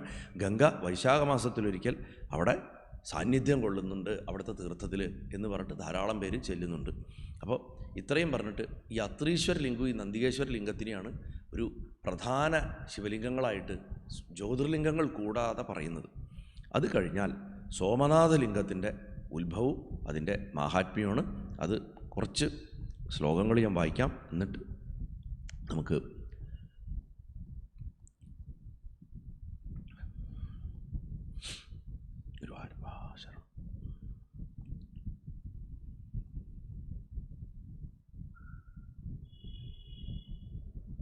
ഈ നന്ദികേശ്വര ശിവലിംഗ മഹാത്മ്യം തന്നെ ഏകദേശം 3 അധ്യായങ്ങളുണ്ട്. അത് വളരെ വിസ്തരിച്ചിട്ടാണ് പറയുന്നത്. അതിൻ്റെ ഇടയിലായിട്ട് ഈ സോമനാഥൻ പറയുന്നതിന് മുമ്പ് ഒരു മഹാബല മഹാത്മ്യവർണ്ണനം എന്ന് പറഞ്ഞിട്ട് ഒന്നുണ്ട്. അതായത് പടിഞ്ഞാറേ ദിക്കിലുള്ള ഭൂമിയിലുള്ള പ്രസിദ്ധങ്ങളായിട്ടുള്ള ശിവലിംഗങ്ങളുടെ മാഹാത്മ്യം പറയുന്നുണ്ട്. കപില എന്ന് പറയുന്ന നഗരത്തിൽ കാലരാമേശ്വരം എന്ന പേരിൽ ഒരു ശിവലിംഗമുണ്ട്. സമുദ്രതീരത്ത് പടിഞ്ഞാറ് വശത്ത് മഹാസിദ്ധേശ്വരം എന്ന് പറഞ്ഞിട്ടൊരു ശിവലിംഗമുണ്ട്. അത് ധർമാർത്ഥ കാമ മോക്ഷങ്ങൾ നൽകും. പടിഞ്ഞാറ് സമുദ്രതീരത്ത് തന്നെ ഗോകർണം എന്ന പേരോട് കൂടിയിട്ടുള്ളൊരു മഹാശിവലിംഗമുണ്ട്. അത് വളരെ ഉത്തമമാണ്. ബ്രഹ്മഹത്യാദി പാതകങ്ങളെയൊക്കെ അത് പൂർണ്ണമായിട്ട് നശിപ്പിക്കും. ഈ ഗോകർണത്ത് തന്നെ അനവധി ശിവലിംഗങ്ങളുണ്ട്. ഓരോ കാല് ചവിട്ടുന്നവിടെയും തീർത്ഥങ്ങളുമുണ്ട് എന്നാണ് പറയണം. അങ്ങനെ ഗോകർണത്തെ ശിവലിംഗങ്ങളിൽ ഈ തീർത്ഥങ്ങളുടെയൊക്കെ മഹാത്മ്യം പുരാണങ്ങളിൽ വിശദമായിട്ട് പറഞ്ഞിട്ടുണ്ട്. കൃതയുഗത്തിൽ ഭഗവാൻ പരമേശ്വരൻ്റെ ശിവലിംഗം വെളുത്ത നിറത്തിലും, ത്രേതായുഗത്തിൽ ചുവന്ന നിറത്തിലും, ദ്വാപരയുഗത്തിൽ മഞ്ഞ നിറത്തിലും, കലിയുഗത്തിൽ കറുത്ത നിറത്തിലും കാണുന്നു എന്ന് പറഞ്ഞിട്ട് 7 പാതാള കുഴികൾ ഇങ്ങനെ കൂടെ സ്വയംഭൂവായിട്ട് 7 സ്ഥലത്തുനിന്ന് മഹാബലൻ എന്ന പേരോട് കൂടിയിട്ട് ഭഗവാൻ ശിവലിംഗമായിട്ട് ആവിർഭവിച്ചിട്ടുണ്ട്. അതേപോലെ ഗോകർണത്തെ മുനിമാർ പുണ്യ നക്ഷത്രങ്ങളിലും പുണ്യ ആഴ്ച ദിവസങ്ങളിലും ചെന്നിട്ട് ആ മഹാബല ലിംഗത്തിനെ ഭക്തിയോടെ അർച്ചിക്കണു എന്ന് പറയണം. ഈ മഹാബലൻ എന്ന പേരിൽ ഭഗവാൻ സന്നിഹിതനായിരിക്കണു ഗോകർണത്തെ ശിവനെ മഹാബലൻ എന്നാണ് വിളിക്കുന്നത്. ഗണപതിയാണ് ഭഗവാനെ അവിടെ പ്രതിഷ്ഠിച്ചത്. ഗണപതിയുടെ ഇച്ഛ കൊണ്ടാണ് ഭഗവാൻ അവിടെ ഉണ്ടായതെന്ന് പറഞ്ഞു. അപ്പോൾ അവിടെ അനവധി ദേവന്മാർ ഭഗവാനെ പ്രാർത്ഥിച്ച് സന്തോഷിപ്പിച്ചിട്ട് ജീവിക്കണു എന്ന് പറഞ്ഞ് അവസാനിപ്പിച്ചിട്ട് ഒരു ചണ്ഡാലിക്ക് അവിടെ സദ്ഗതി ഉണ്ടായ ഒരു കഥ പറയുന്നുണ്ട്. പൂർവ്വജന്മത്തിൽ ഒരു ബ്രാഹ്മണ കന്യക ഉണ്ടായിരുന്നു. ആ ബ്രാഹ്മണ കന്യക ഈ ജന്മത്തിൽ ഒരു ചണ്ഡാലിയായിട്ട് ജനിച്ചു.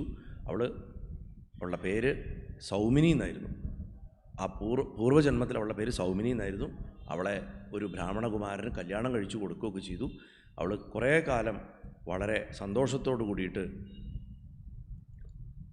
ഭർത്താവിൻ്റെ കൂടെ ജീവിച്ചെങ്കിലും വൈകാണ്ട വിധവയായിപ്പോയി. ഭർത്താവ് മരിച്ച അവൾ വളരെ വിഷമിച്ച് ദുഃഖിച്ച് നടക്കണ കാലം കുറേ കാലം അവളുടെ ഭർത്താവിൻ്റെ വീട്ടിൽ തന്നെ അവൾ കഴിഞ്ഞുകൂടി. പക്ഷേ അതിനുശേഷം അവൾ അവിടെ വിട്ടുപോവുകയും വൈകാതെ ഒരു വ്യഭിചാരിണിയായിട്ട് തീരുകയും ചെയ്തു എന്ന് പറയണം. അങ്ങനെ കുലദൂഷകമായിട്ടുള്ള അവളുടെ ദുഷ്കർമ്മം മനസ്സിലാക്കിയ ബന്ധുക്കളൊക്കെ അവളെ ഉപേക്ഷിച്ച്, എങ്ങനെ ഉപേക്ഷിച്ച്, അവളുടെ തലമുടി പിടിച്ച് വലിച്ചഴിച്ച് അവളെ കാട്ടിക്കൊണ്ടേ കളഞ്ഞു. ആ നിർജ്ജനമായിട്ടുള്ള ആ കാട്ടിൽപ്പെട്ടവൾ അലഞ്ഞു തിരിയണ സമയത്ത് ഒരു രുദ്ര ശ്രേഷ്ഠൻ ശിവഭക്തൻ അവളെ രക്ഷിച്ച് അവളെ വിവാഹം ചെയ്ത് വീട്ടിലേക്ക് കൊണ്ടുവന്നു. ആ സമയത്ത് അവൾ മറ്റൊരു ദുസ്വഭാവം പഠിച്ചു. ആ ശിവഭക്തനാണെങ്കിലും ആ വ്യക്തി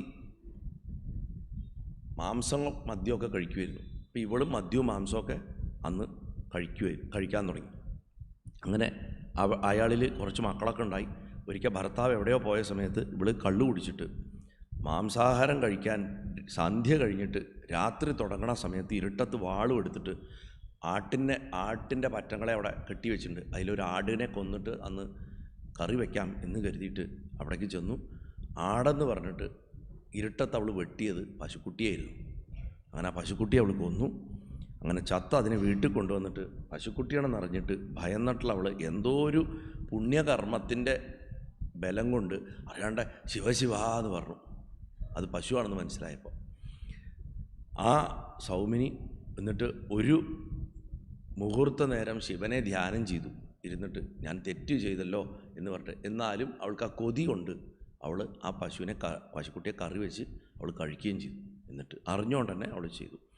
ഇങ്ങനെ കുറേ കാലം കഴിഞ്ഞപ്പോൾ അവൾ മരണപ്പെട്ടു. യമപുരിയിലേക്ക് ചെന്നു. യമൻ അവളുടെ പൂർവ്വകർമ്മങ്ങളൊക്കെ ചാർട്ടെടുത്തിട്ട് നോക്കിക്കഴിഞ്ഞപ്പോൾ നരകയാതന അനുഭവിക്കാൻ അവളെ അയച്ചു. കുറേ കാലം അവൾ നരകത്തിൽ കിടന്നിട്ട് ഇതപ്പോൾ ചണ്ഡാല സ്ത്രീയായിട്ട് ജനിച്ചിരിക്കുകയാണ്. അങ്ങനെ യമപുരത്തുനിന്ന് മുക്തിയായിട്ടുള്ള ചണ്ഡാലി ഗർഭത്തിൽ വന്നിട്ട് ജനിക്കുമ്പോൾ തന്നെ കണ്ണ് കാണാത്തവളായിട്ട്, ജന്മനാന്ധയായിട്ട് ജനിക്കുമ്പോൾ തന്നെ കണ്ണ് കാണാത്തവളായിട്ട്, വളരെ കരിക്കട്ട പോലെ കറുത്ത ശരീരത്തോടു കൂടിയവളായിട്ട്, വളരെ ദുഃഖിതയായിട്ട്, ജന്മനാൽ അന്ധയായതുകൊണ്ട് ബാല്യത്തിൽ തന്നെ മാതാപിതാക്കളാൽ ഉപേക്ഷിക്കപ്പെട്ട് കുഷ്ഠം ബാധിച്ച് ആരും തന്നെ അവളെ കല്യാണം കഴിച്ചില്ല എന്ന് പറഞ്ഞിട്ട് സൂതൻ കഥ പറയണം.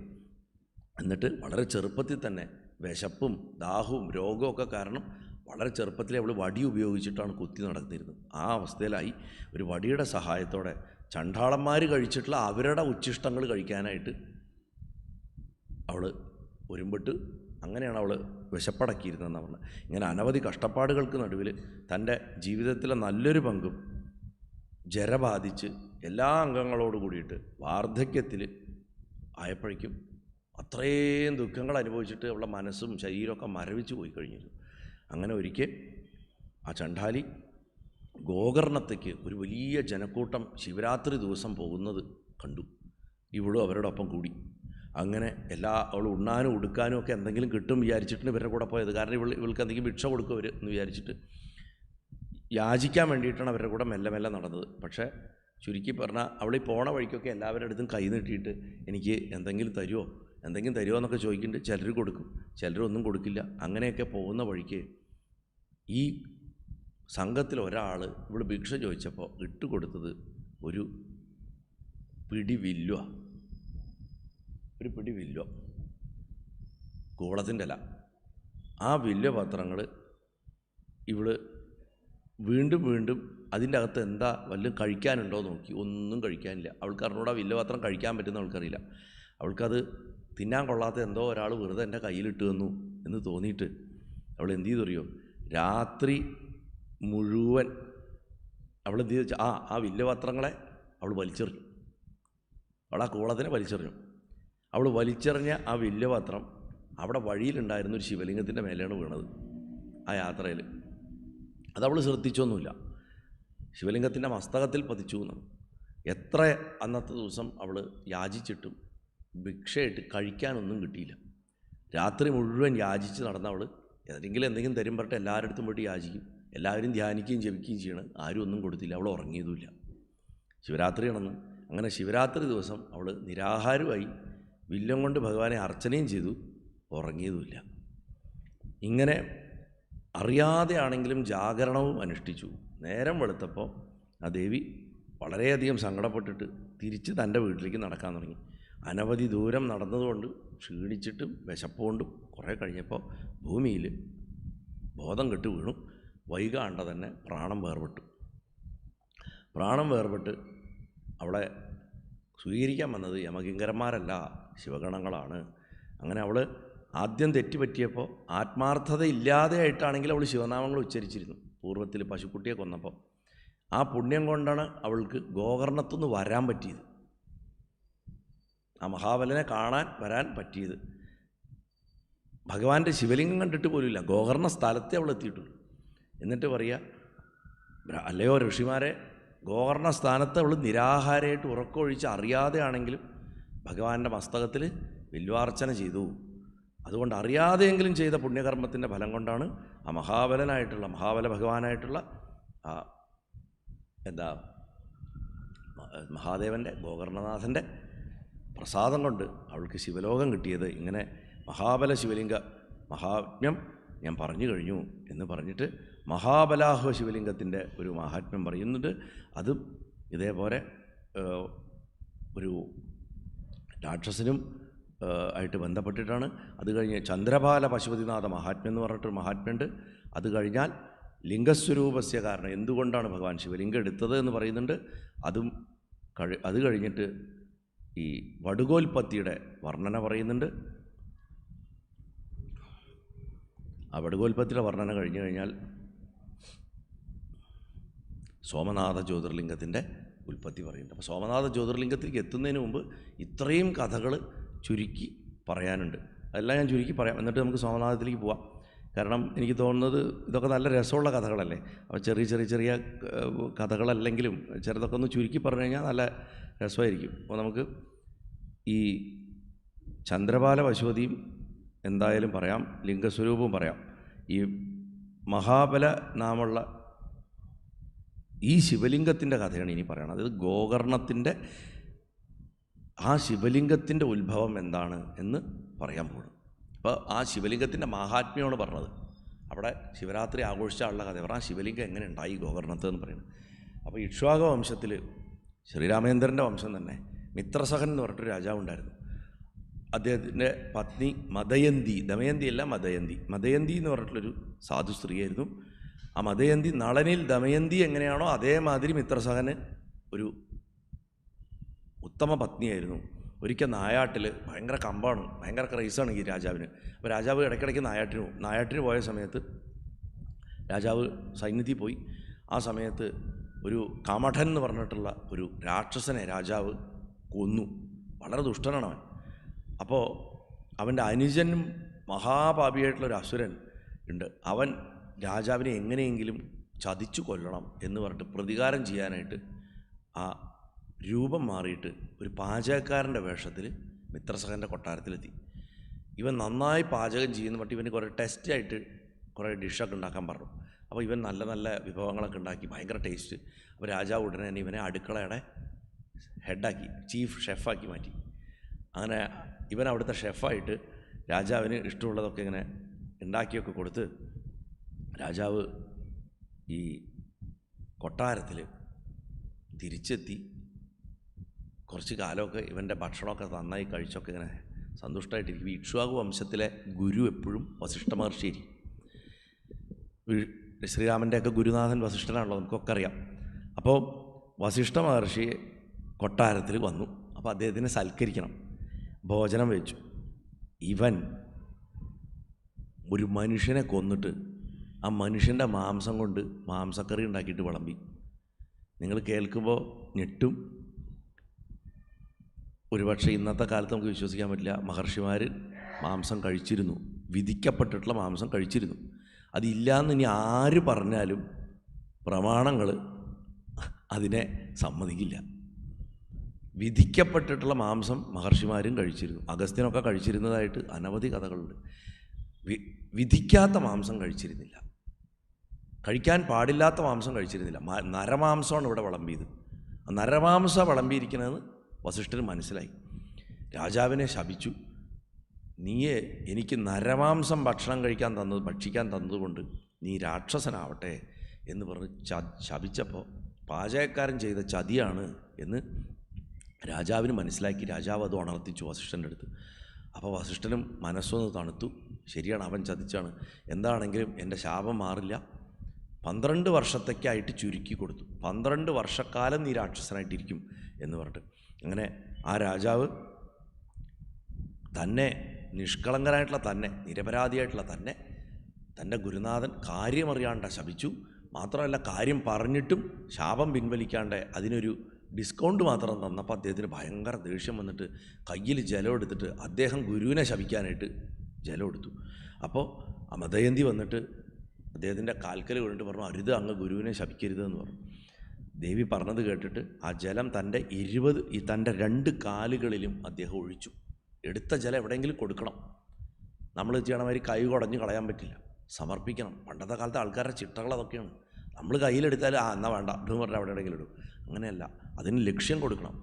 അപ്പോൾ കാലുകളിൽ ഒഴിച്ചു. ആ 2 കാലുകളും കറുത്തുപോയി. പാപം കാലുകളിൽ വന്നു എന്നാണ്. ഗുരുവിനെ ശപിക്കാൻ ഒരുമ്പെട്ട പാപം 2 കാലുകളിൽ വന്നുകൊണ്ട് ആ പാദങ്ങൾ കറുത്തു പോയതുകൊണ്ട് അദ്ദേഹത്തിന് കൽമഷപാദൻ എന്ന പേര് ലഭിച്ചു. മിത്രസഹൻ്റെ പേര് കൽമഷപാദൻ. കൽമഷപാദൻ പ്രസിദ്ധനായിട്ടുള്ള രാജാവായിരുന്നു, ശ്രീരാമൻ്റെ പൂർവികനാണ്. ആ കൽമഷാംഘ്രി അഥവാ കൽമഷപാദൻ എന്ന പേരിൽ അറിയപ്പെട്ടു. ആ രാജാവ് എന്നിട്ട് രാക്ഷസനായി മാറി അടുത്ത നിമിഷം. അങ്ങനെ വിവിധ ജന്തുക്കളെയും മനുഷ്യരെയൊക്കെ വനത്തിൽ പിടിച്ചിട്ട് തിന്നുക, അങ്ങനെ ഉപദ്രവിക്കുകയൊക്കെ നടക്കുന്ന സമയത്ത് ഒരു എന്താ പറയുക, കൊച്ചു കുട്ടികളോട് കൂടിയിട്ട് കളിക്കുന്ന ഒരു മുനിമാരുടെ ദമ്പതികളെ കണ്ടു. അവരുടെ മക്കളുടെ കൂടെ കളിക്കണ ഒരു അച്ഛനമ്മി കണ്ടു. ഇയാളാണെങ്കിൽ മനുഷ്യഭക്ഷകനാണ്, മനുഷ്യനെ തിന്നുള്ളൂ. ഒരു കുട്ടിയെ പിടിച്ചു, അതിനെ വിഴുങ്ങാനായിട്ട് പോയി. ആ സമയത്ത് ആ മുനിപത്നി വന്നിട്ട് ഈ രാക്ഷസൻ്റെ കാലിൽ, രാജാവായിട്ടുള്ള ഈ രാക്ഷസൻ്റെ കാലിൽ വീണിട്ട് കിടന്ന് കരഞ്ഞു. എങ്ങനെയെങ്കിലും അവനെ കുട്ടിയെ തിരിച്ചു തരണം എന്ന് പറഞ്ഞു. എത്ര നേരം പ്രാർത്ഥിച്ചിട്ടും അവൻ്റെ മനസ്സലിഞ്ഞില്ല അത്രേ. അവൻ ആ മുനികുമാരൻ്റെ തല തിന്നു. അത് കണ്ടോടുകൂടിയിട്ട് ആ ദേവി വളരെ സങ്കടപ്പെട്ടു. അടുത്ത നിമിഷത്തിൽ ഭർത്താവിനെയും പിടിച്ച് അവനെ മുഴുവനായിട്ട് അവനെ മുഴുവനായിട്ട് തിന്നതോട് കൂടിയിട്ട് ഈ സ്ത്രീ കടിച്ചിട്ട് ഇപ്പം കളഞ്ഞ അസ്ഥിയൊക്കെ എടുത്തിട്ട് ആ അസ്ഥി കൂട്ടിയിട്ട് ചെതയിൽ വെച്ച് ആ ചെതയിൽ ഇവർ അഗ്നിയിൽ പ്രവേശിക്കുന്ന സമയത്ത് ഈ രാജാവിനെ വീണ്ടും ശപിച്ചു. അതാണ് ഒരു കർമ്മഫലം മറ്റൊരു കർമ്മഫലമായിട്ട് പോവും. നമ്മളെങ്ങാനും അടിതെറ്റിയാലെന്ന് പറയും. തിരിച്ചു വരവ് കഷ്ടമായി തീരും. വീണ്ടും ഒരു ശാപം. ആ ശാപം എന്താ? എപ്പോൾ സ്ത്രീകളുമായിട്ട് ബന്ധം വരണോ അന്ന് നീ മരിച്ചു പോകുന്നു.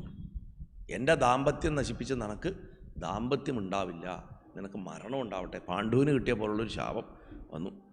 രാജാവ് ഗുരുശാപം അനുഭവിച്ച് 12 വർഷക്കാലം കഴിഞ്ഞ് വീണ്ടും തൻ്റെ രൂപം തിരിച്ചു കിട്ടിയപ്പോൾ കൊട്ടാരത്തിൽ പോയി ഈ മദയന്തി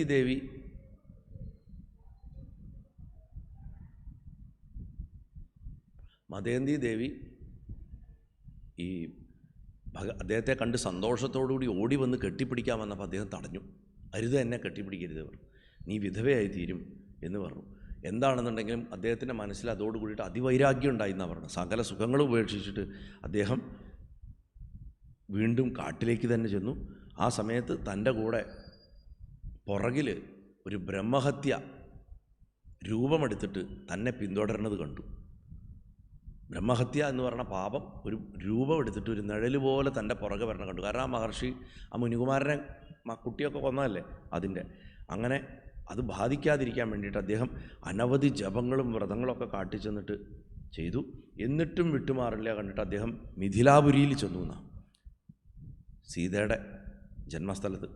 ആ പുരിയിലെ ഉദ്യാനത്തിലെത്തിയ രാജാവ് ബ്രഹ്മഹത്യയെക്കുറിച്ചുള്ള ചിന്തകൾ കൊണ്ട് ദുഃഖിച്ചിട്ട് ഇതിനെങ്ങനെയാണ് ഞാൻ കളയാന്നിങ്ങനെ ആലോചിച്ച് നിൽക്കുന്ന സമയത്ത് ഗൗതമ മഹർഷി വരണം കണ്ടു. ഉടനെ തന്നെ രാജാവ് മുനിയെ സമീപിച്ചിട്ട് ആ ദണ്ഡനമസ്കാരം ചെയ്തിട്ട് ഇങ്ങനെ പറഞ്ഞു, അയ്യോ മുനിവര്യ, തടുക്കാനാവാത്ത ഈ ബ്രഹ്മഹത്യ എന്നെ ബാധിച്ചിരിക്കുന്നു. ഞാൻ ആയിരക്കണക്കിന് പ്രായശ്ചിത്തം ചെയ്തിട്ട് ഇതൊന്നും ഒഴിഞ്ഞു പോകുന്നില്ല.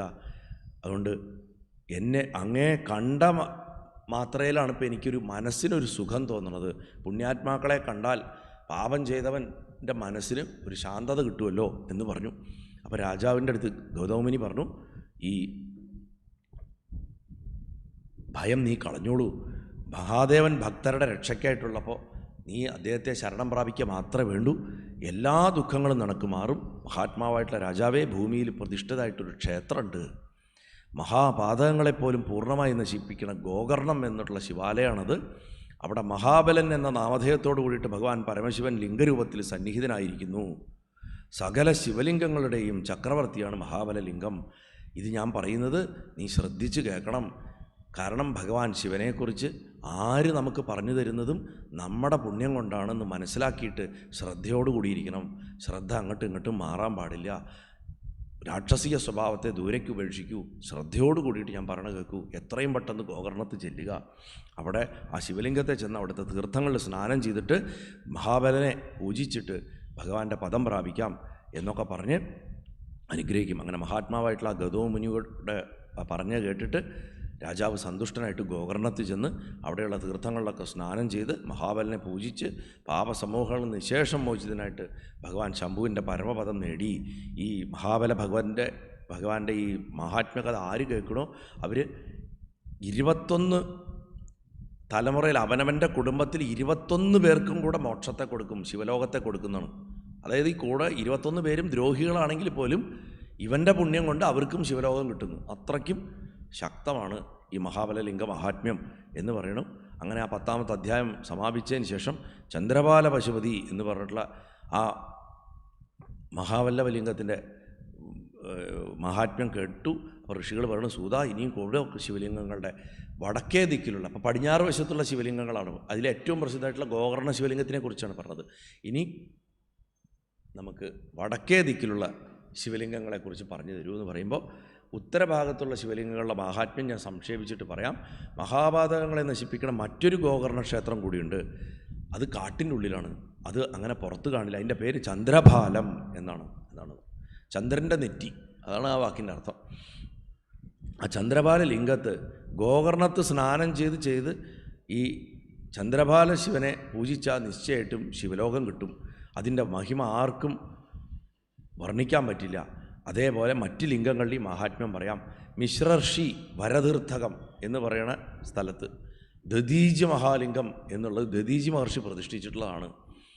ആ ലിംഗത്തെ പൂജിച്ചാൽ തീർത്ഥയാത്രകളൊക്കെ സഫലമാവും.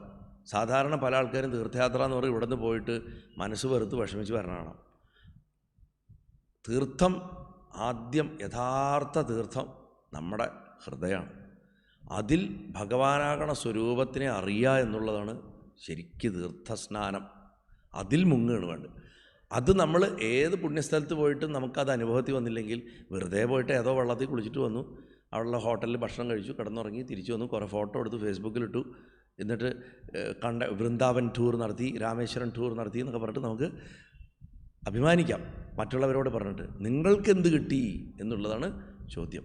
അപ്പോൾ ഇവിടെ പറയാണ് ഈ ദധീജേശ്വര ലിംഗത്തെ പൂജിച്ചു കഴിഞ്ഞാൽ തീർത്ഥയാത്രകളൊക്കെ സഫലാകും. മാത്രമല്ല നൈമിഷാരണ്യ തീർത്ഥത്തിൽ മഹർഷിമാർ ഋഷീശ്വരം എന്ന പേരിലൊരു ശിവലിംഗം പ്രതിഷ്ഠിച്ചിട്ടുണ്ട്. അതും വളരെ പുണ്യമാണ്, പാപത്തെ നശിപ്പിക്കും. ഹത്യാഹരണ തീർത്ഥത്തിൽ വളരെ പാപം നശിപ്പിക്കുന്ന ഒരു ശിവലിംഗമുണ്ട്.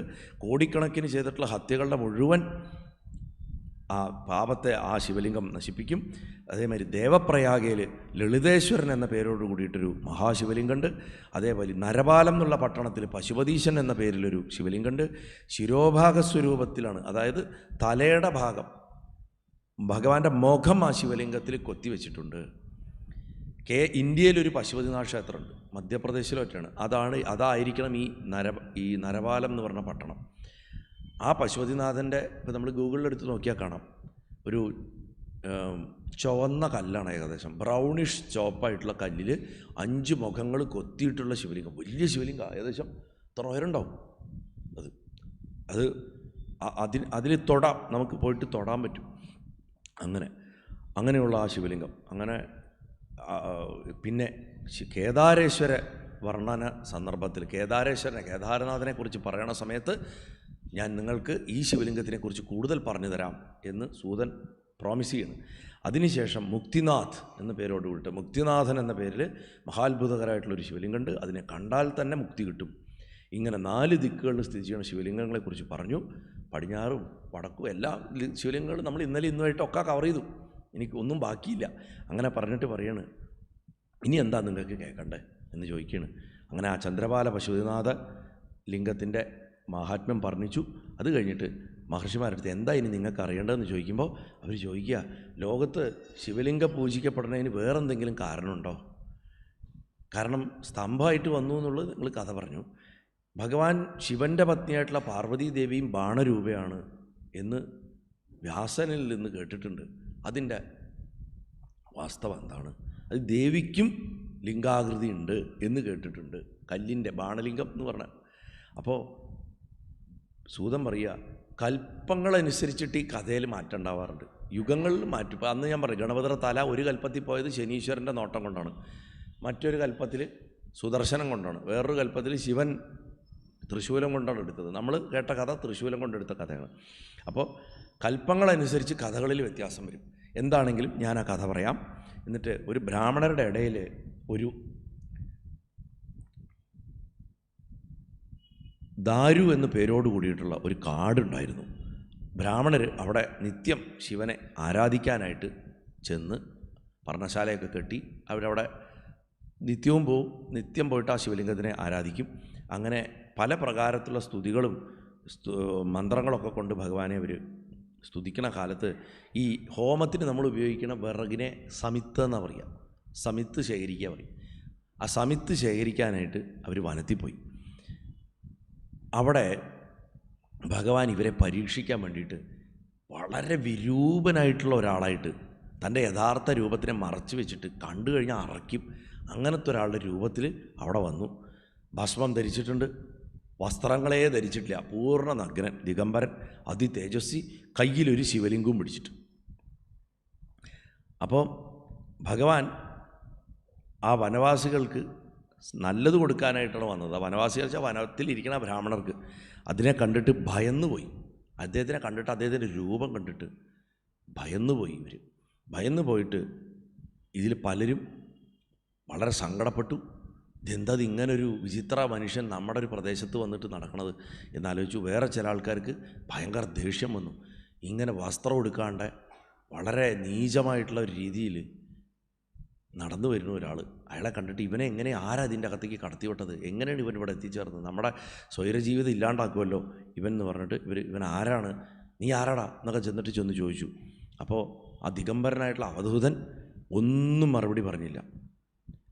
അവനെ കണ്ടാൽ തന്നെ വലിയ ആകാരമാണ്, അതായത് സാധാരണ ഉള്ള മനുഷ്യരെക്കാട്ടിലും വലിപ്പമുണ്ട് ഇവന്. എന്നിട്ടും ഇവർക്കൊരു പൊടി പോലും ഇത് ഭഗവാനായിരിക്കുമോ എന്ന് സംശയം തോന്നിയില്ല. അപ്പോൾ ഇവർ പറഞ്ഞു, നീ വേദമാർഗത്തിന് വിലോപമായിട്ടുള്ള വിരുദ്ധകർമ്മം ചെയ്തതുകൊണ്ട് നിൻ്റെ കയ്യിലുള്ള ലിംഗം ഭൂമിയിൽ പതിക്കട്ടെ പറഞ്ഞിട്ട് ശപിച്ചു ഈ ഋഷിമാർ. അത് പറഞ്ഞ ഉടനെ ആ ശിവലിംഗം ഭൂമിയിൽ പതിച്ചു. ഭൂമിയിൽ പക്ഷെ വീണതോട് കൂടിയിട്ട്, വീണത് മാത്രമേ ഋഷിമാർക്ക് ഓർമ്മയുള്ളൂ, ആ വീണ സ്ഥലത്തെ മണ്ണ് ഉരുകാൻ തുടങ്ങി. മണ്ണ് ഉരുകി അടുത്തുള്ള സ്ഥലമൊക്കെ ഉരുകി അതൊരു പറവട്ടായി. അത് കഴിഞ്ഞ് കുറച്ചുകൂടെ വലിയൊരു കിണറിൻ്റെ വട്ടായി. അത് കഴിഞ്ഞ് കുളത്തിൻ്റെ വട്ടായി. ഇവർ പേടിച്ച് പുറകോട്ട് പോയി. കാരണം ആ ഭാഗം മുഴുവൻ ഉരുകി ലാവ പോലെ ആവാൻ തുടങ്ങി. ചുരുക്കി പറഞ്ഞാൽ അത്രയും തേജസ്, കാട് മുഴുവൻ ദഹിക്കാൻ തുടങ്ങി അതിൻ്റെ ചൂടിൽ. അങ്ങനെ അവിടെ ഉള്ളതൊക്കെ ദഹിപ്പിച്ച് അത് പാതാളത്തും സ്വർഗത്തും ഭൂമിയുടെ സകല ഇടത്തേക്കും വ്യാപിക്കാൻ തുടങ്ങി അതിൻ്റെ ചൂടെന്ന്. ഒരിടത്തും അത് സ്ഥിരമായിട്ട് നിന്നില്ല. ആ ലിംഗം പ്രപഞ്ചം മുഴുവൻ സഞ്ചരിക്കണ വിധത്തിൽ ഒരു തീഗോളം പോലെ സഞ്ചരിച്ച് സകലതിനെയും ദഹിപ്പിക്കാൻ തുടങ്ങി. ലോകം മുഴുവൻ വ്യാകുലാവസ്ഥയിലായി. ഋഷിമാർക്ക് എന്താ ചെയ്യേണ്ടതെന്നറിയാണ്ടായി. അങ്ങനെ അവർക്ക് സംശയമായി ഇത് ഭഗവാൻ ശിവനാണ്. അങ്ങനെ അവർ അപ്പോഴും പക്ഷേ അവർക്ക് പൂർണ്ണമായിട്ടത് ഭഗവാൻ തന്നെയാണെന്ന് ഉറപ്പിക്കാൻ പറ്റാത്തതുകൊണ്ട് അവർ ബ്രഹ്മദേവനെ പോയി കണ്ട് നടന്നൊക്കെ പറഞ്ഞു. അപ്പോൾ ഭഗവാൻ ബ്രഹ്മദേവൻ പറഞ്ഞു, നിങ്ങൾ ഇത്ര അറിവുണ്ടായിട്ട് ഇങ്ങനത്തെ ഒരു വിഡ്ഢിത്തരം കാണിച്ചല്ലോ. ആ ശിവലിംഗം സ്ഥിരത പ്രാപിക്കാത്തിടത്തോളം കാലം 3 ലോകങ്ങൾക്ക് ശുഭം ഉണ്ടാവില്ല. അതിനെവിടെയെങ്കിലും ഉറപ്പിച്ച് പ്രതിഷ്ഠിക്കണം. നിങ്ങൾ ആ ശിവലിംഗത്തിന് സ്ഥിരത കൈവരുത്തിയിട്ട് സ്വസ്ഥതയ്ക്ക് വേണ്ട കാര്യം ചെയ്യണം. അതിനെന്താ വെച്ചാൽ ആലോചിച്ചോളൂ എന്ന് പറഞ്ഞു. അപ്പം അത് കേട്ടിട്ട് മഹർഷിമാർ ബ്രഹ്മാവിനെ പ്രണമിച്ചിട്ട്, അല്ലയോ ബ്രഹ്മദേവ, ഞങ്ങൾ എന്താ ചെയ്യേണ്ടത് അത് പറഞ്ഞു തരൂ, ഞങ്ങളതുമാതിരി ചെയ്യാറുണ്ട്. അപ്പോൾ ദേവിയെ ആരാധിക്കുക, നിങ്ങൾ പ്രാർത്ഥിക്കുക. ദേവി യോനീരൂപത്തിൽ ഉണ്ടാകുമെങ്കിൽ ഈ ലിംഗം ഉറയ്ക്കും. ഇല്ല എന്നുണ്ടെങ്കിൽ പീഠമില്ലാതെ ശിവലിംഗം വയ്ക്കാൻ പറ്റില്ല. പീഠമായിട്ട് ദേവി ഇരിക്കുകയാണെങ്കിൽ ശിവലിംഗമായിട്ട് അത് പ്രതിഷ്ഠിതാവും. അതിനുള്ള വിധി പറയാം, നിങ്ങളൊക്കെ ശ്രദ്ധിച്ചു കേട്ടോളൂ. ഭക്തി കൊണ്ട് ജഗന്മാതാവിനെ സേവിച്ചാൽ ആ അംബിക തീർച്ചയായിട്ടും പ്രസന്നയാവും. ഒരു അഷ്ടതള പത്മം വരയ്ക്കണം, അതിലൊരു കുടം വെക്കണം. എന്നിട്ട് ഈ യവത്തിൻ്റെ അങ്കുരം, ബാർലിയുടെ ചെടിയുടെ പുല്ല്, അതിൻ്റെ അങ്കുരം, അതിൻ്റെ മുള വെച്ചിട്ട് കറുക, ഇത്രയും സാധനങ്ങൾ ആ തീർത്ഥകുംഭത്തിലിടണം. എന്നിട്ടത് അടയ്ക്കണം. എന്നിട്ട് പരമശിവനെ സ്മരിച്ചിട്ട് ആ അഷ്ടതള പത്മത്തിൽ, ഇപ്പോൾ നമ്മളിവിടെ കലശം വെച്ച് പൂജിക്കണ പോലെ കലശത്തിൽ പൂജിക്കണം. പൂജിച്ചിട്ട് ആ മന്ത്രം കൊണ്ട് ആ ലിംഗത്തിൽ ജലം ഒഴിക്കണം. ആ ലിംഗത്തിൽ അഭിഷേകം ചെയ്തിട്ട് ശതരുദ്രീയ മന്ത്രം കൊണ്ട് ജലം തെളിക്കണം. നമസ്തേ രുദ്രമന്യവേ എന്നുള്ള ശ്രീരുദ്രം കൊണ്ട് ജലം തെളിക്കണം. തെളിച്ചു കഴിഞ്ഞാൽ ദേവിയുടെ രൂപമായിട്ടുള്ള പീഠത്തെ, യോനിപീഠത്തെ അവിടെ സ്ഥാപിക്കണം. സ്ഥാപിച്ചിട്ട് ആ ബാണത്തെയും സ്ഥാപിച്ചിട്ട് അവിടെ ലിംഗം സ്ഥാപിച്ചാൽ ആ ശിവലിംഗം അവിടെ ഉറയ്ക്കും. എന്നിട്ട് സുഗന്ധപുഷ്പങ്ങൾ, ധൂപദീപങ്ങൾ, നിവേദ്യാദികളൊക്കെ കൊണ്ട് ഭഗവാനെ സന്തോഷിപ്പിക്കണം. ദണ്ഡനമസ്കാരം ചെയ്യണം, ധാരാളം സ്തുതിക്കണം, വാദ്യങ്ങൾ കേൾപ്പിക്കണം, പാട്ടുകൾ പാടി കേൾപ്പിക്കണം. ഇങ്ങനെയൊക്കെ ചെയ്താൽ ഭഗവാന്റെ ശാന്തത കൈവരിക്കും.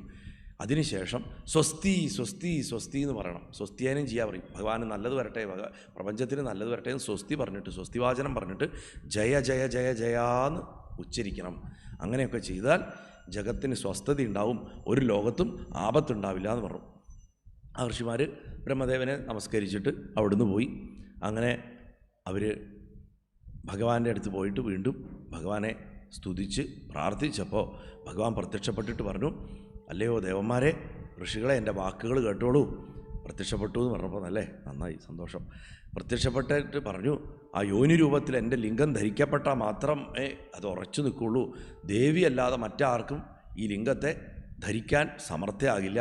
അതുകൊണ്ട് ദേവതകളൊക്കെ ചെന്നിട്ട് ദേവിയെ പ്രാർത്ഥിക്കാൻ പറഞ്ഞു. അങ്ങനെ ദേവിയെ പ്രാർത്ഥിച്ചപ്പോൾ ദേവി അതിന് സമ്മതിച്ച് ദേവി അനുഗ്രഹിച്ചു. ദേവി അവിടെ യോനിപീഠത്തിൻ്റെ രൂപത്തിൽ പ്രത്യക്ഷപ്പെട്ടു. അതിൽ എങ്ങനെയൊക്കെ ബ്രഹ്മദേവൻ പറഞ്ഞു കൊടുത്തിട്ടുണ്ടോ അതേമാതിരി ആ ശിവലിംഗത്തെ പ്രതിഷ്ഠിച്ചു. പ്രതിഷ്ഠിച്ചിട്ട് മഹർഷിമാർ വേണ്ട പ്രകാരമൊക്കെ പൂജ കഴിച്ചു. അങ്ങനെ ദേവി ഭഗവാനും കൂടെ ചേർന്നിട്ട് ശിവാശിവലിംഗം ആയിട്ട് മാറിയപ്പോൾ അതിനെ ഹാടകേശം എന്ന പേരിൽ അത് അറിയപ്പെട്ടു എന്ന് പറഞ്ഞിട്ട് ഹാടകേശ്വരലിംഗം എന്ന് പറഞ്ഞിട്ടുള്ള ശിവലിംഗത്തിൻ്റെ മഹാത്മ്യം പറഞ്ഞു. അത് കഴിഞ്ഞ് വടുകോൽപ്പത്തിയാണ്. വടുകോൽപ്പത്തിയിൽ പറയണത് എന്താണെന്ന് വെച്ച് കഴിഞ്ഞാൽ, ലിംഗരൂപത്തിൽ ഭഗവാൻ ത്രിലോകങ്ങളിലും പൂജ്യനായിട്ടുള്ള വിധം ഞാൻ നിങ്ങളുടെ അടുത്ത് പറഞ്ഞു. ഇനി എന്താ നിങ്ങൾക്ക് കേൾക്കണ്ടേ? സൂതന് പ്രശ്നമൊന്നുമില്ല. സൂതൻ എത്ര വേണമെങ്കിൽ കഥ പറയാൻ തയ്യാറാണ്, എത്ര മണിക്കൂർ വേണമെങ്കിൽ കഥ പറയാൻ തയ്യാറാണ്. അപ്പോൾ സൂതൻ ചോദിക്കുകയാണ്, ഇനി എന്താ കേൾക്കാൻ താല്പര്യം എന്ന് ചോദിക്കുമ്പോൾ, അന്തകേശ്വരൻ എന്നു പേരുള്ള ആ ശിവലിംഗത്തിൻ്റെ മഹിമ കൂടൊന്ന് പറയണം, അതുപോലെ മറ്റ് ശിവലിംഗങ്ങളിൽ മഹാത്മ്യം പറയണം പറഞ്ഞു. അപ്പോൾ പറഞ്ഞു, പണ്ട് അന്തകാസുരൻ സമുദ്രത്തിലെ വലിയ കുഴികളുടെ ഉള്ളിൽ താമസിച്ചിട്ട് തൻ്റെ കഴിവുകൊണ്ട് ലോകങ്ങളെയൊക്കെ അധീനത്തിലാക്കി. നമ്മൾ കേട്ടാണ്, അന്തകാസുരൻ്റെ കഥ കേട്ടാണ്, എങ്ങനെയാണ് തൃശ്ശൂലത്തിൽ കോർന്നു കിടന്നതെന്നും പിന്നെ ഭഗവാന്റെ പാർഷദനായതും എങ്ങനെയാണെന്നൊക്കെ. അന്തകൻ ജനിച്ചത് ഭഗവാനും തന്നെയാണ്. ശ്രീപാർവതി കണ്ണു പൊത്തിയപ്പോൾ ഭഗവാന്റെ നെറ്റിയിൽ നിന്നുണ്ടായ വേർപ്പിലാണ് ജനിച്ചതെന്നൊക്കെ നമ്മൾ കേട്ടു. അപ്പോൾ അവൻ കടലിൻ്റെ അടിത്തട്ടുകളിൽ വലിയ കുഴികളുണ്ട്, ആ കുഴികളിലാണ് അത്ര അവൻ്റെ താമസ സ്ഥലങ്ങളും രാജധാനികളൊക്കെ ഉണ്ടായിരുന്നത്. അപ്പോൾ ഇവനിടയ്ക്ക് സമുദ്രകരത്തുനിന്ന് പുറത്തു വരും, വീണ്ടും ആ കുഴിയിൽ പോയിട്ട് ഒളിക്കും, അങ്ങനെയായിരുന്നു. അപ്പോൾ ശ്രീപരമേശ്വരനെ പ്രാർത്ഥിച്ച് അവർ ഭഗവാന്റെ നിന്ന് വരം മേടിച്ച് അവനെ വധിക്കാനായിട്ട് ഉള്ള ഒരു വരത്തെ ചോദിച്ചപ്പോൾ ഭഗവാൻ പറഞ്ഞു, തീർച്ചയായിട്ടും ഞാൻ അവനെ കൊല്ലും, നിങ്ങൾ സൈന്യങ്ങളോടുകൂടി വരും, ഞാൻ ഗണങ്ങളോടുകൂടി വരാം. അങ്ങനെ ഭീകരനായിട്ടുള്ള അന്തകാസുരൻ ആ ഗർത്തത്തിൽ നിന്ന് പുറത്തേക്ക് വന്നപ്പോഴാണ് അത്ര ദേവന്മാർ ആ ഗർത്തത്തിൻ്റെ അടുത്തെത്തിയത്. അപ്പോൾ ഇവർ തമ്മിൽ ഭയങ്കര യുദ്ധം ഉണ്ടായി. ഭഗവാന്റെ അനുഗ്രഹം കൊണ്ട് ദേവന്മാർ ആ യുദ്ധത്തിൽ ജയിച്ചു. ഇവനെ ഭഗവാൻ തൃശൂലത്തിൽ കോർത്തു. അപ്പോൾ ശൂലത്തിൽ കോർത്തതോടുകൂടിയിട്ട് അവൻ്റെ മനസ്സ് ശുദ്ധമായി. നമ്മളിതപ്പോൾ ഇവിടെയൊക്കെ എഴുതി വെച്ചിട്ടുള്ള ഈ അഷ്ടോത്തര ശതനാമ സ്തോത്രം അന്തകൻ അപ്പം രചിച്ച് ചെല്ലിയതാണ് ആ ശൂലത്തിൽ കടന്നിട്ട്. കാരണം അന്തകന് മരിക്കാൻ പറ്റില്ല. അന്തകന് ഞാൻ പറഞ്ഞില്ലേ, നമ്മൾക്ക് മാരകമായി മുറിവേറ്റാൽ നമ്മൾ മരിക്കണം, മരിച്ചില്ലെങ്കിൽ അതിലും വലിയ നരകമാണ്, വേദന അനുഭവിക്കണം. ഇവന് മരണമില്ല. അത് കാരണം ഇവൻ ശൂലത്തിൽ കിടന്നിട്ട് വേദന കൊണ്ട് പൊളഞ്ഞുകൊണ്ട് എന്താ ചെയ്യേണ്ടതെന്ന് പറയേണ്ട മനസ്സടക്കിയിട്ട് ഈ ശിവോ മഹേശ്വര ശംഭു പിനാഗി ശശേഖര വാമദേവോ വിരൂപാക്ഷ കപർദി നീലലോഹിത ശങ്കര ശൂലപാണിശ കട്വാംഗി വിഷ്ണുവല്ലഭ ശിവവിഷ്ണു അംബികാനാഥ ശ്രീകണ്ഠോ ഭക്തവത്സല ഭവശ്ചർവസ്ത്രലോകേശ ശിതികണ്ഠ ശിവാപ്രിയ എന്നും പറഞ്ഞിട്ട് അങ്ങനെ ചെല്ലിപ്പോവാണ്.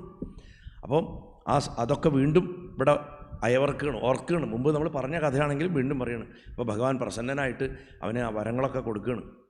അപ്പോൾ അവൻ പറഞ്ഞു, എനിക്ക് അങ്ങ് പ്രസന്നനായെങ്കിൽ എനിക്കൊരു വരം മതി, എനിക്ക് അങ്ങയുടെ തൃപ്പാദങ്ങളിൽ ഭക്തി തന്നാൽ മതി. മാത്രമല്ല എന്നെ വധിച്ച ഈ സ്ഥലത്ത് അങ്ങയുടെ സാന്നിധ്യം സദാ ഉണ്ടാവണം, ലോകത്തിന് മുഴുവൻ നന്മയുണ്ടാവണം എന്ന് പറഞ്ഞു. അങ്ങനെ ഭഗവാൻ അവനെ കൊന്ന ആ സമുദ്രഗർത്തത്തിൽ തന്നെ ഒരു ലിംഗരൂപത്തിൽ സ്ഥിതി ചെയ്തു അത്രേ. അന്തകേശ ഭഗവാനെ ആ ലിംഗത്തിൽ നിത്യവും ഏതൊരാൾ പോയിട്ട് പൂജിക്കണോ 6 മാസം കൊണ്ടവൻ്റെ ആഗ്രഹം സാധിക്കും എന്നാണ് പറയണത്. ഈ ലിംഗപൂജനം ചെയ്യണവൻ ദേവലകനായിട്ട് തീരും. ഉപജീവനത്തിന് വേണ്ടിയിട്ട് ശിവലിംഗത്തെ ശമ്പളം വാങ്ങിയിട്ട് ശിവലിംഗത്തെ പൂജിക്കുന്ന വ്യക്തിയെ ദേവലകൻ എന്നാണ് വിളിക്കുക. ബ്രാഹ്മണനായിരിക്കണം. ആ ബ്രാഹ്മണൻ നമ്മൾ ഒരു സാലറി വാങ്ങിയിട്ട് നമ്മൾ ശിവലിംഗത്തെ പൂജിക്കുന്ന ആളെ ദേവലകൻ എന്നാണ് വിളിക്കേണ്ടതെന്ന് പറഞ്ഞു. അപ്പോൾ ദേവലകൻ എന്ന ആരെയാണ് പറയണത്? ആ ആളുടെ കർത്തവ്യം എന്താണ്? ലോകഹിതത്തിനായിട്ട് മറ്റുള്ളവരുടെ നന്മയ്ക്കായിട്ട് ശമ്പളം വാങ്ങി പൂജ കഴിക്കുന്ന ബ്രാഹ്മണൻ ഏത് വിധമാണ് പൂജ കഴിക്കേണ്ടത് എന്ന് ചോദിക്കുകയാണ്.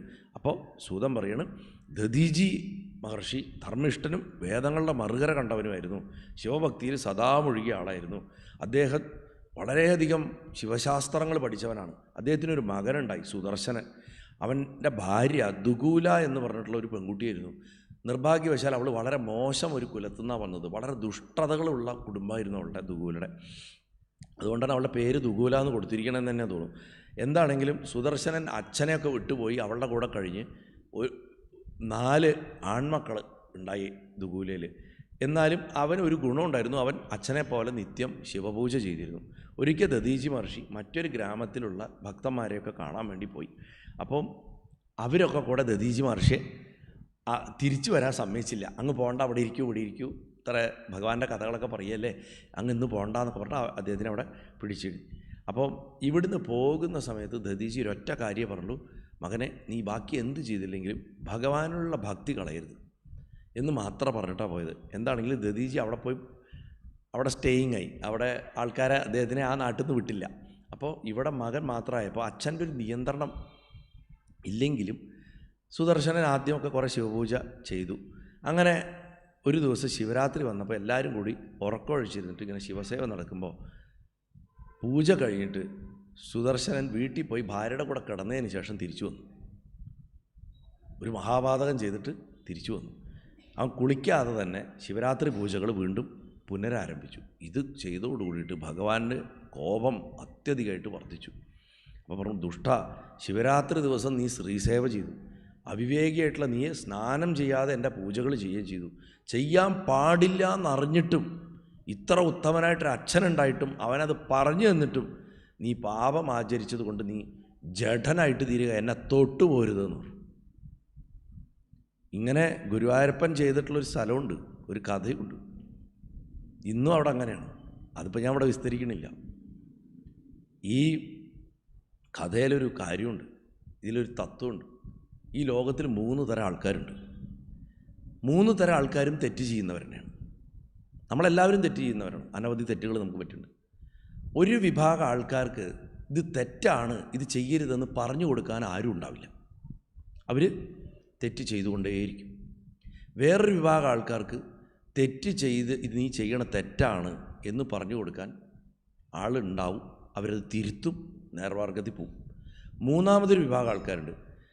അവർ തെറ്റ് ചെയ്തുകൊണ്ടിരിക്കും, അവർക്ക് പറഞ്ഞു കൊടുക്കാൻ ആളുണ്ടാവും, അവർ തെറ്റ് തിരുത്തില്ല, അവർ വീണ്ടും ആ തെറ്റ് തുടർന്നുകൊണ്ടേയിരിക്കും. ഇതിൽ ഏറ്റവും ഭാഗ്യം തെറ്റ് ചെയ്തത് പറഞ്ഞു കൊടുക്കാൻ ആളുണ്ടായിട്ട് അത് തിരുത്തി മുന്നോട്ട് പോകുന്നവർ തന്നെയാണ്. അതൊരു ഈശ്വരാനുകൂല്യമാണ് അവർക്ക്. പിന്നെ ഭേദപ്പെട്ടവർ തെറ്റ് ചെയ്തിട്ട് പറഞ്ഞു കൊടുക്കാൻ ആരുമില്ലാത്ത ആൾക്കാരുണ്ടല്ലോ, തെറ്റ് ചെയ്തുകൊണ്ടേയിരിക്കണവർ, അവരാണ് പിന്നത്തെ ഭാഗ്യവാന്മാർ. മൂന്നാമത്തെ ആൾക്കാരുണ്ട്, തെറ്റ് ചെയ്യുന്നത് പറഞ്ഞു കൊടുക്കാൻ ആളുണ്ടായിട്ടും തെറ്റ് തന്നെ ചെയ്തുകൊണ്ടിരിക്കുക. ഇവരാണ് ഏറ്റവും ശപിക്കപ്പെട്ട ആൾക്കാർ. ഇവർക്ക് ഗതിയില്ല. ആ ഗതിയില്ലായ്മയാണ് സുദർശനൻ്റെ കഥയിൽ ഭഗവാൻ പറയണം ശരിക്കും. അപ്പം എന്നെ തൊടരുത്. ഇത് കേട്ടിട്ട് ദധീചി മഹർഷി ആ സമയത്ത് തിരിച്ചു വരണത് ഈ വിവരമൊക്കെ അറിഞ്ഞു. വളരെ സങ്കടമായി. ഭഗവാൻ തൻ്റെ മകനെ ശകാരിച്ചു, ശപിക്കാൻ പോയി എന്ന് കേട്ടപ്പോൾ ഭയങ്കര ദുഃഖത്തോട് കൂടിയിട്ട് വാവിട്ട് കരഞ്ഞു. അദ്ദേഹത്തിന് മഹാദേവനെ വിട്ടിട്ട് ഒരു കാര്യമില്ലല്ലോ ദധീജിക്ക്. അപ്പോൾ ദധീജി അത്രയും സങ്കടപ്പെട്ടു.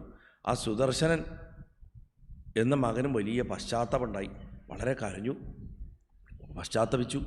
എന്താണെങ്കിലും ആ മകൻ്റെ പാപം ഒന്ന് മറയ്ക്കാനായിട്ട്, അല്ലെങ്കിൽ അതിനെ ഭഗവാൻ ക്ഷമിക്കുന്നതിനായിട്ട് ഗിരിജയെ, ശ്രീപാർവതിയെ പൂജിക്കാൻ തുടങ്ങി. സുദർശനും കൂടെ ഇരുത്തിയിട്ട് മഹർഷി പൂജിക്കാൻ തുടങ്ങി, ദധീജി പൂജിക്കാൻ തുടങ്ങി. ഇങ്ങനെ മകനും അച്ഛനും കൂടെ ഇരുന്ന് ആ ദേവിയെ പ്രസന്നയാക്കിയിട്ട് ദേവിയുടെ അടുത്ത് ദേവി ചോദിച്ചു, എന്താ വരം വേണ്ടത് ചോദിച്ചപ്പോൾ ദേവിയുടെ അടുത്ത് സുദർശനം പറഞ്ഞു, എന്നെ അമ്മയുടെ മകനെ പോലെ കാണണം, ചണ്ഡികയുടെ പുത്രനെ പോലെ എന്നാ പറഞ്ഞു. ദേവി ചണ്ഡികയുടെ രൂപത്തിൽ അത്ര പ്രത്യക്ഷപ്പെട്ട്, എന്നിട്ട് ആ ദേവി തന്നെ മകനായിട്ട് അവനെ കണ്ടിട്ട് അവന് വേണ്ടിയിട്ട് ഭഗവാനെ ദേവി പ്രസാദിപ്പിച്ചു. അമ്മ സുദർശനൻ്റെ മേലുള്ള ഭഗവാന്റെ കോപം മാറാൻ വേണ്ടിയിട്ട് ദേവി പ്രസാദിപ്പിച്ചപ്പോൾ മഹേശ്വരൻ സന്തോഷിച്ചു എന്ന് മനസ്സിലാക്കിയിട്ട് ആ തൻ്റെ ഭർത്താവിനെ നമസ്കരിച്ചിട്ട് സുദർശനനെ ഭഗവാന്റെ അടുത്തിരുത്തി ആ മകനെ നെയ്യുകൊണ്ട് അഭിഷേകം ചെയ്ത് ശുദ്ധാക്കി 3 ഇഴ ഒറ്റക്കെട്ടുള്ള ഒരു ഉപവീതം, ഈ പൂണൂല് 3 ഇഴയും അതിലൊരു കെട്ടുമായിട്ടുള്ള പൂണൂല് ദേവി സുദർശനന് കൊടുത്തു. ഷോഡശാക്ഷരിയായിട്ടുള്ള 16 അക്ഷരമുള്ള ശിവഗായത്രി മന്ത്രം, ഓം തത് സവിതുർവരേണ ഓം തത്പുരുഷായ വിദ്മഹേ മഹാദേവായ ധീമഹി തന്നോ രുദ്ര പ്രചോദയാത്, 16 അക്ഷരമുള്ള ശിവഗായത്രി മന്ത്രം. അതേമാതിരി ശ്രീ എന്നും ഓംകാരവും ചേർന്നിട്ടുള്ള പഞ്ചാക്ഷരവും പഠിപ്പിച്ചു എന്നാണ്. അപ്പോൾ അവിടെ ശ്രീ ബീജം ഉണ്ടാവും, ഓംകാരം ഉണ്ടാവും, നമശിവായ എന്നുണ്ടാവണം. അവിടെ മന്ത്രം നമുക്ക് ഉച്ചരിക്കേണ്ട ആവശ്യമില്ല, തന്നെ കണ്ടുപിടിക്കുക.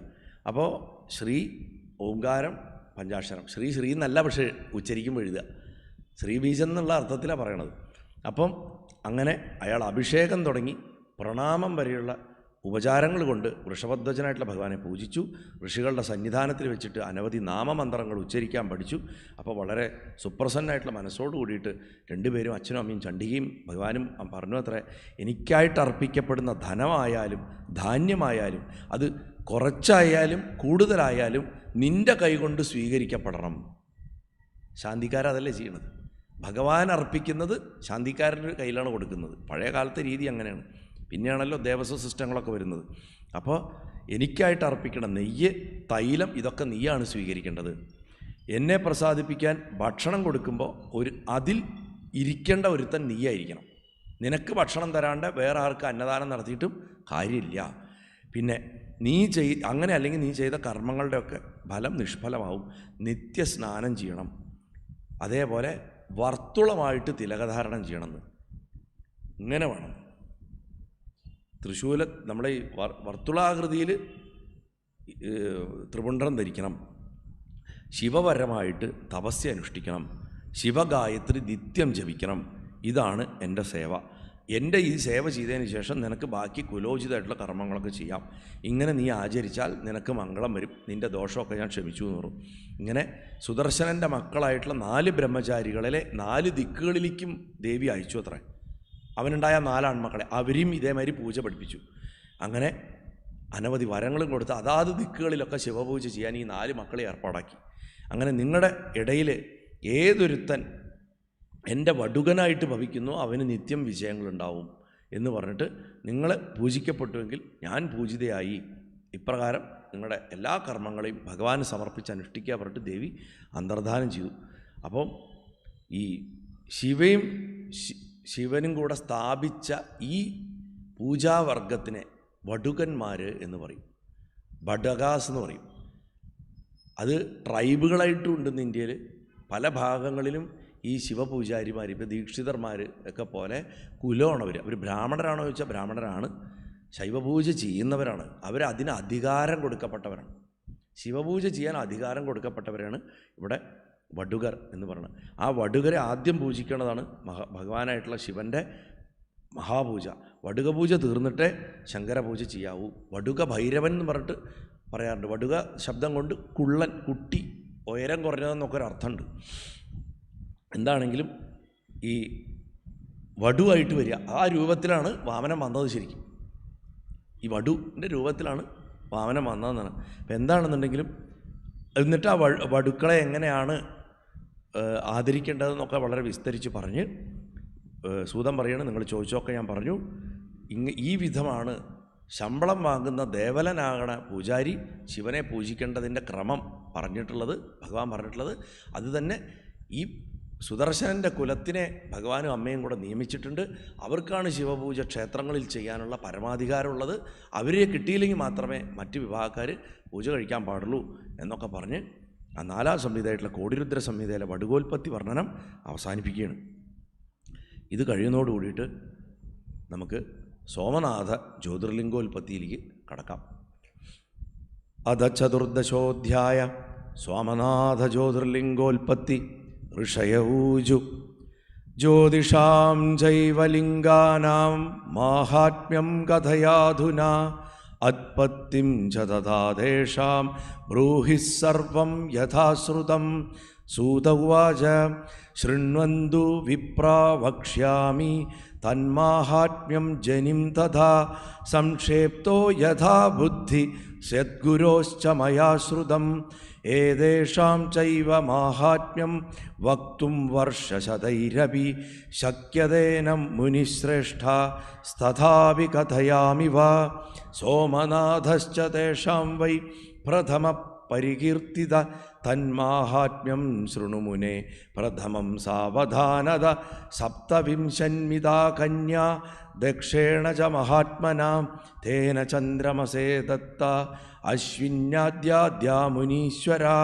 ചന്ദ്രം ച സ്വാമിനം പ്രാപ്യ ശോഭമാനാ വിശേഷത ചന്ദ്രോപി ചൈവതാ പ്രാപ്യ ശോഭതേ സ്മ നിരന്തരം ഹേംനാ ചൈവ മണിർഭാതി മണിനാ ഹേമ ചൈവ ഹി ഏവം ച സമയേ തസ്യ യജ്ജാതം ശ്രൂയതാമിതി സർവാസ്വപി ച പത്നീഷു രോഹിണീ നാമ യാ സ്മൃത യഥൈകാ സാ പ്രിയാ ചാസി തഥാന്യാ ന കദാചന അന്യാശ്ച ദുഃഖമാപന്നാ പിതരം ശരണം യയു ഗത്വാ തസ്മൈ ച ദുഃഖം തഥാഥാഭിർനിവേദിതം ദക്ഷ സ ച തഥാ ശ്രുത്വാ ദുഃഖം ച പ്രാപ്തവാംസ്തഥാ സമാഗത്യ ദ്വിജശ്ചന്ദ്രം ശാന്ത്യാവോജന്യശ്ചസ്തഥാ.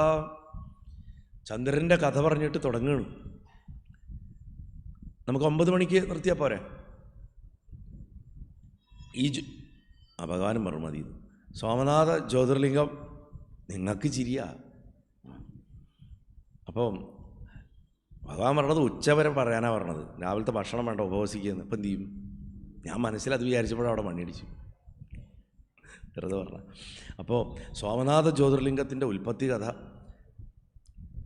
ഈ ജ്യോതിർലിംഗങ്ങളുടെ മാഹാത്മ്യവും ഉൽപ്പത്തിയും കൂടെ പറഞ്ഞു തരണം.